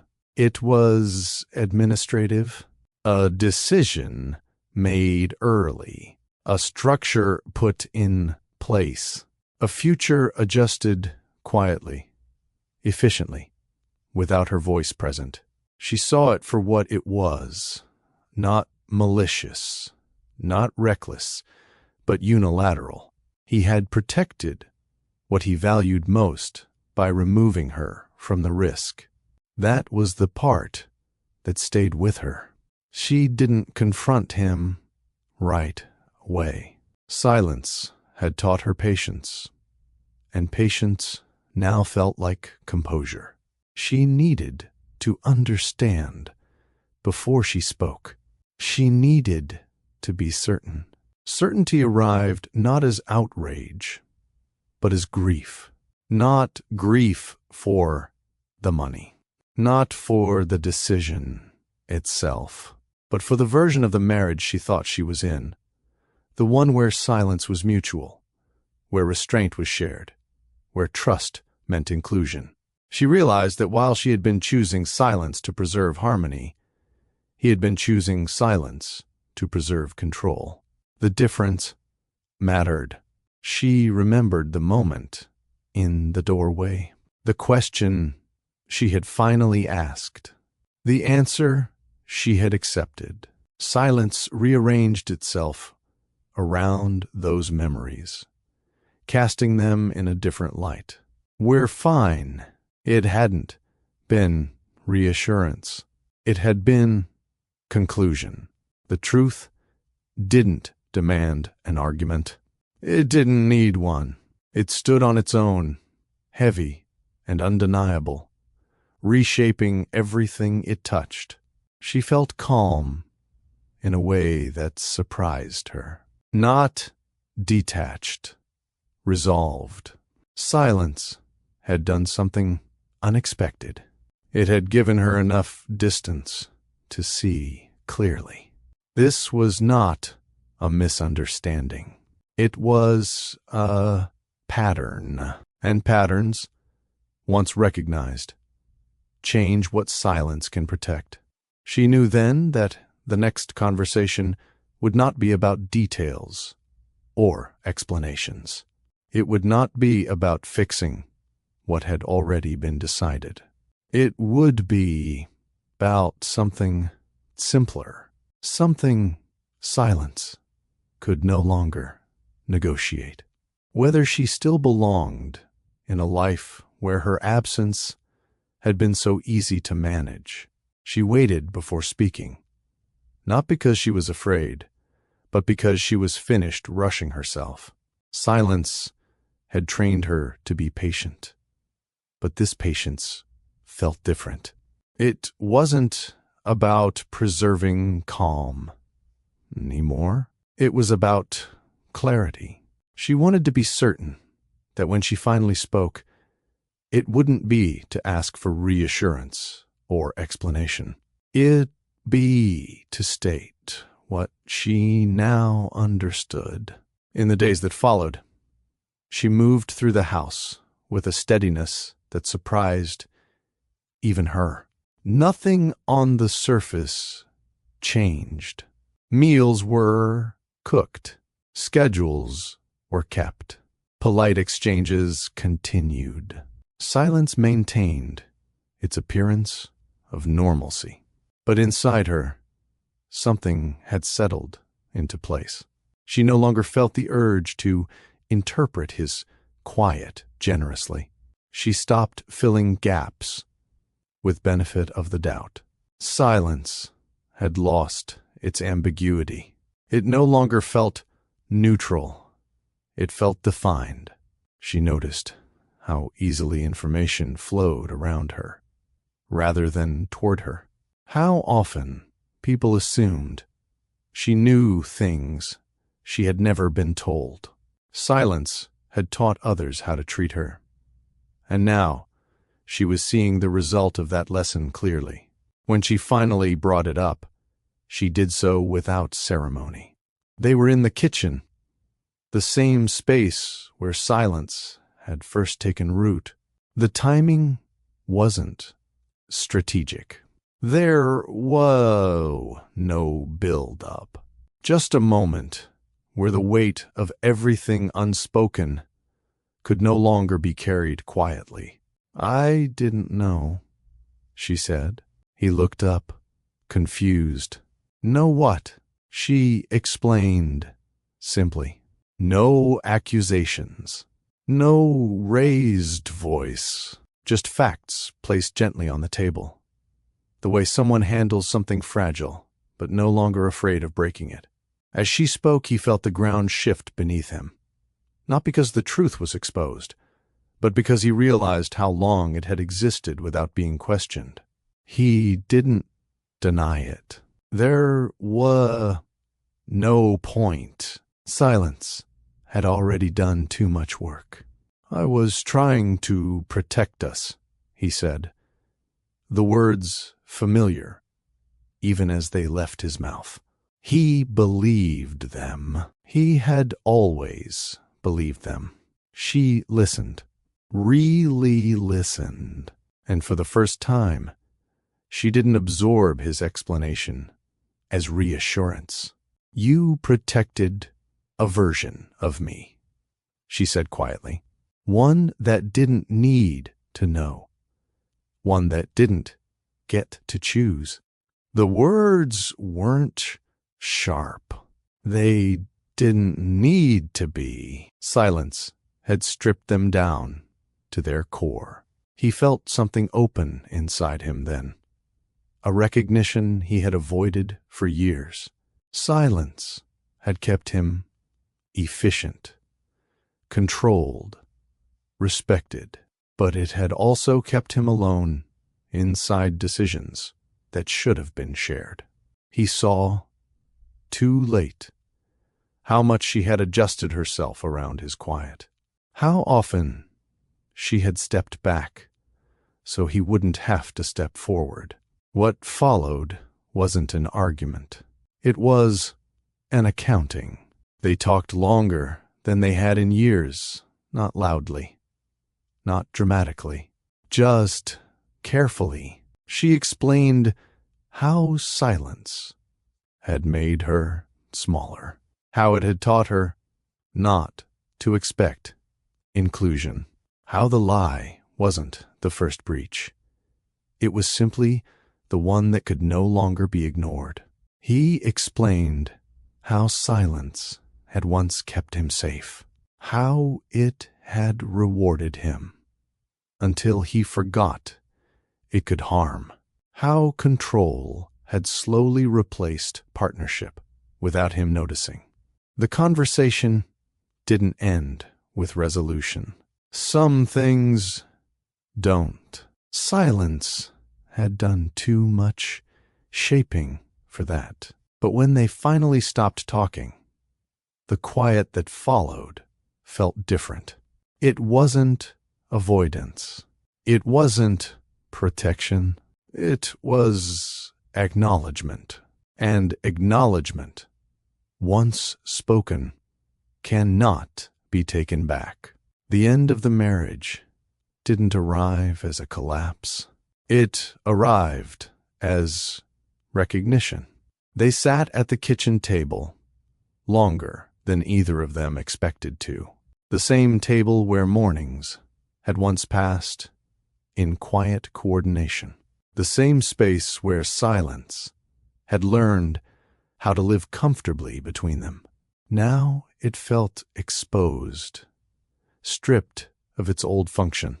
There was no anger in the room, no raised voices, no list of grievances thrown like weapons.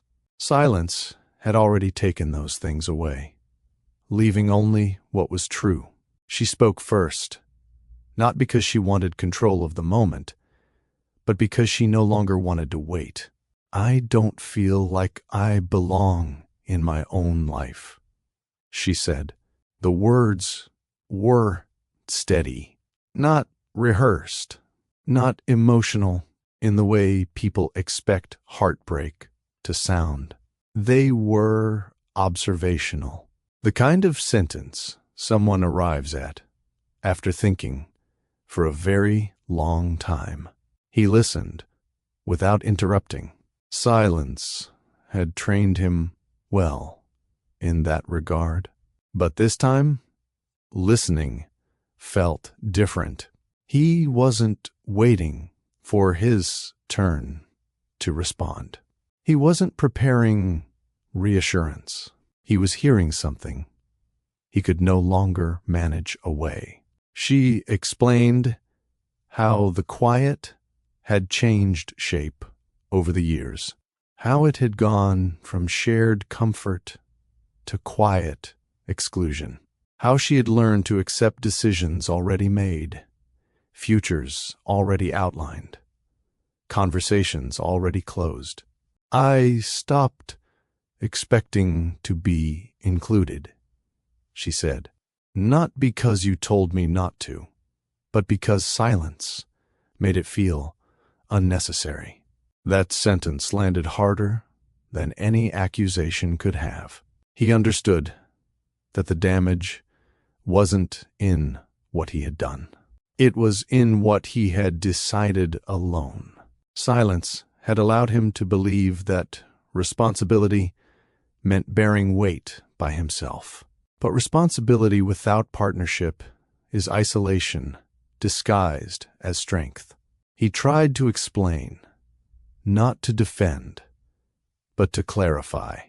"I thought I was protecting you," he said. "I thought if I handled things quietly, you wouldn't have to carry the stress." She nodded, not in agreement, but in recognition. "I know," she said.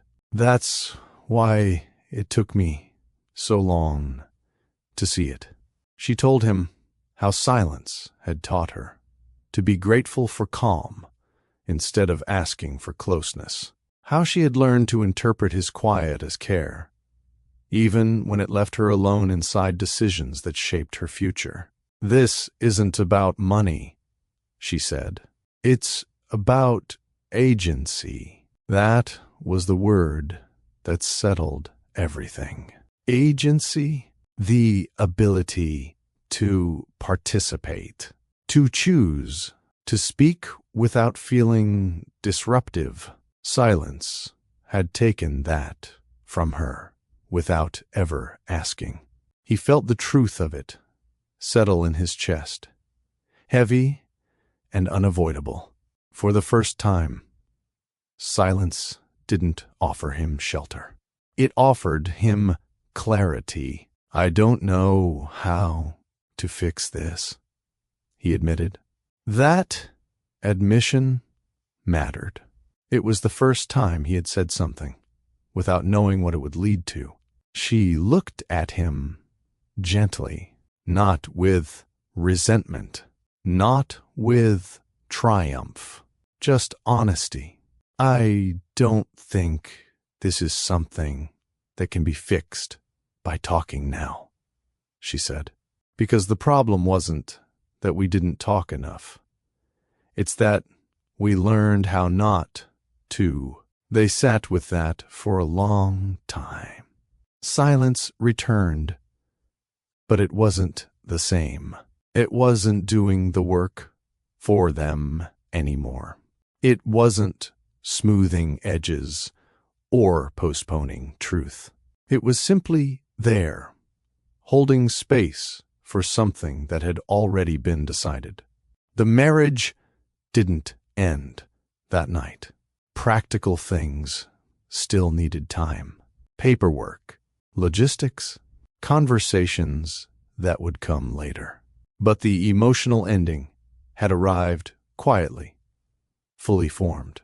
Neither of them fought it, because when silence finally gives way to truth, what follows isn't chaos. It's stillness, and stillness, when it's honest, leaves very little room for denial. The days that followed were marked by an unusual kind of calm. Not relief, not peace, just the absence of pretending. They moved through the practicalities carefully, almost tenderly. Conversations became functional, stripped of the emotional guessing that had once defined them. Silence was still present, but it no longer carried meaning. It was no longer a message or a shield. It was just space. They spoke about logistics, the way people do when the decision has already been made.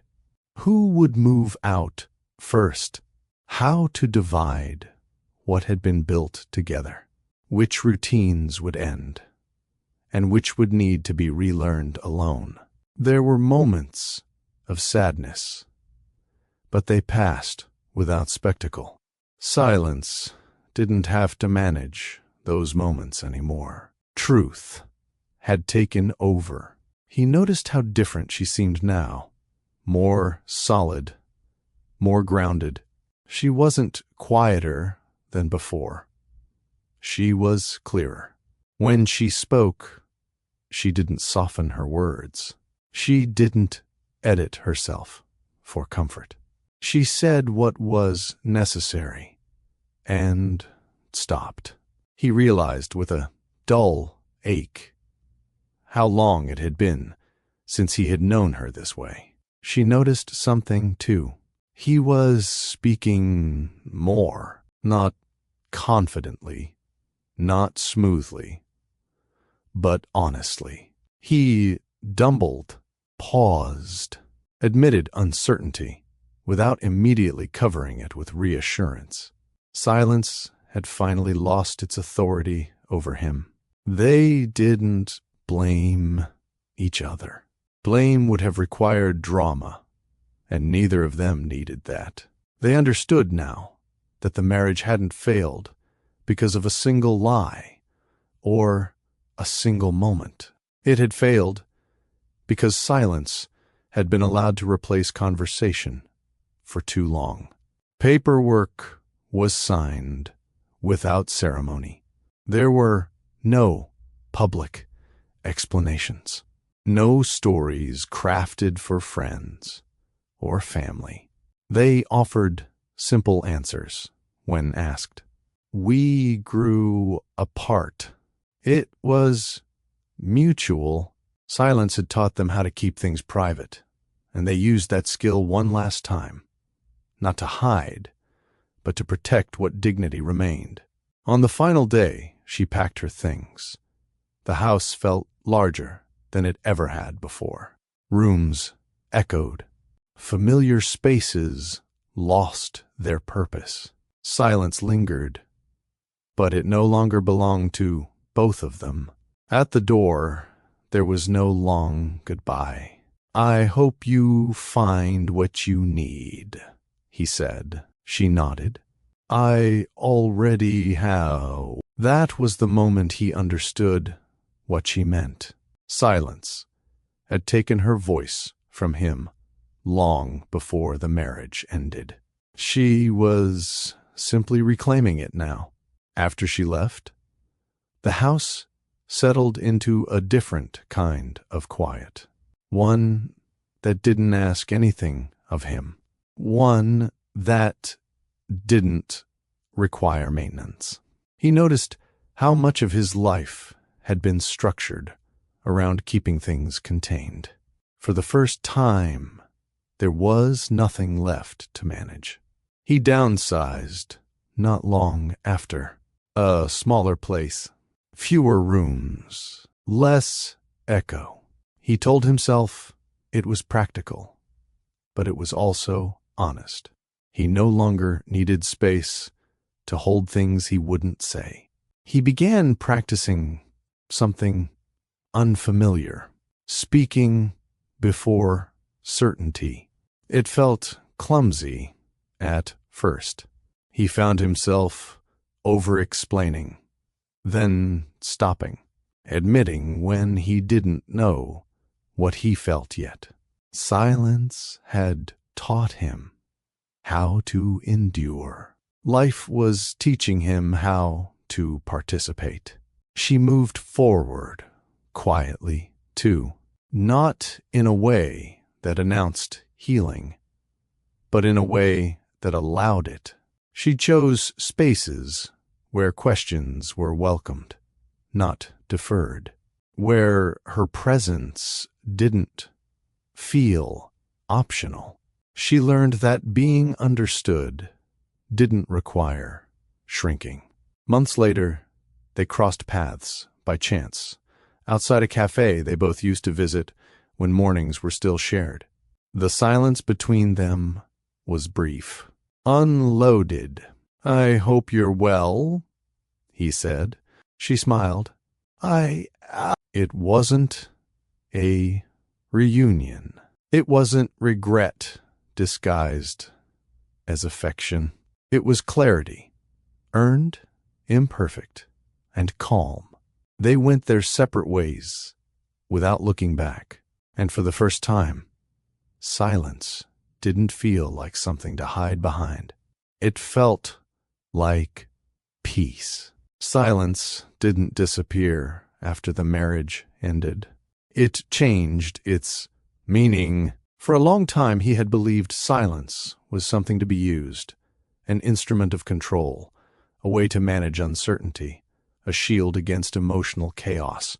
Without the marriage, without the routines that once justified it, silence felt exposed. There was nothing left for it to protect. The smaller house suited him. Fewer rooms meant fewer places for thoughts to echo. Mornings were quieter, but not in the old way. There was no performance of calm, no maintenance of stability. Silence was simply there, unassigned. He noticed how often He had used silence to avoid risk. How it had allowed him to stay competent while remaining unknown. The realization didn't arrive with shame. It arrived with curiosity. What would happen, he wondered, if he spoke before everything was fully organized? He began experimenting in small ways, admitting uncertainty in conversations instead of smoothing it over, letting questions linger without rushing to resolve them.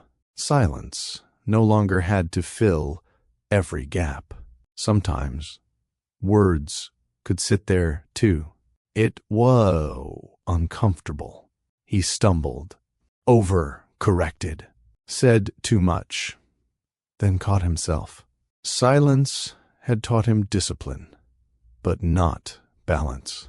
He was learning now that expression didn't have to mean chaos, and restraint didn't have to mean absence. He began to understand something that had eluded him for years. Silence isn't harmful by nature. It becomes harmful when it replaces choice. He thought often about the kitchen, about how much had ended there without ever sounding like an ending. He realized that the space itself hadn't changed, only what it was asked to hold. Silence had been expected to carry everything: peace, protection, agreement, love. It had collapsed under that weight. She had learned, too, in her own way. Away from the marriage, she noticed how often she had equated being easy with being valued.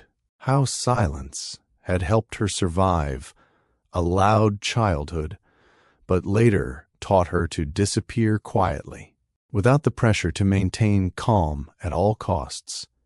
She rediscovered the usefulness of her voice. Not all at once. Carefully, she practiced asking questions, even when answers might be inconvenient. Saying things before they felt perfectly formed. Allowing discomfort without immediately smoothing it over. Silence no longer felt like dignity if it cost her participation. She learned to distinguish between quiet that protects and quiet that erases. They were no longer part of each other's daily lives, but the lessons they had shared lingered. Silence had shaped them both, and now it was reshaping itself. He understood, finally, that strength wasn't in enduring alone. It was in inviting someone into uncertainty and staying present long enough to find clarity together. She understood that patience wasn't the same as self-denial. That love required room to be spoken, not just space to exist. Silence, stripped of its old roles, became something simpler. A pause, a breath, a choice, no longer the default. Silence, in the end, was never the villain. That was the truth both of them arrived at separately, in their own time. Silence hadn't destroyed the marriage on its own. What caused the damage was the way silence had been used to replace choice, conversation, and shared responsibility. Once that distinction became clear, everything else followed. He learned that silence could be a pause instead of a conclusion, that not every moment needed to be controlled, and not every uncertainty needed to be resolved immediately. Sometimes, speaking didn't weaken authority. It clarified it. Sometimes, admitting, "I don't know yet," created trust instead of doubt. He practiced letting conversations remain unfinished without sealing them shut. Practiced asking questions without preparing answers in advance. Silence became something he stepped into briefly, not something he hid behind. When he spoke now, it was slower, less polished, more real. She learned that silence could be a choice instead of a habit, that she didn't have to earn peace by shrinking, that calm didn't require her to disappear. When she stayed quiet now, it was because she wanted to listen, not because she feared disruption. She learned to notice the moment when silence stopped serving her and started costing her. And when that moment arrived, she spoke, not perfectly, not dramatically, but honestly. They didn't reunite. They didn't need to. Their story wasn't one of redemption through reunion, but of understanding through separation. They had loved each other with the tools they had at the time. Those tools just weren't enough to sustain what the marriage eventually required. Silence had once felt like the safest thing they shared. Now they both knew better. Silence is not strength when it removes choice. Silence is not love when it replaces inclusion. Silence is only healthy when it is entered freely and left freely too. The kitchen no longer held their story. It had released it, and somewhere between what was never said and what was finally understood, they found something neither of them had before: clarity. Not loud, not dramatic, just honest. And in that honesty, silence finally rested. No longer heavy, no longer demanding, just still, just enough. If you appreciate love stories that don't shout, but tell the truth, subscribe to Love Stories by Mr. Johnson. These stories are for people who think deeply, feel quietly, and learn honestly.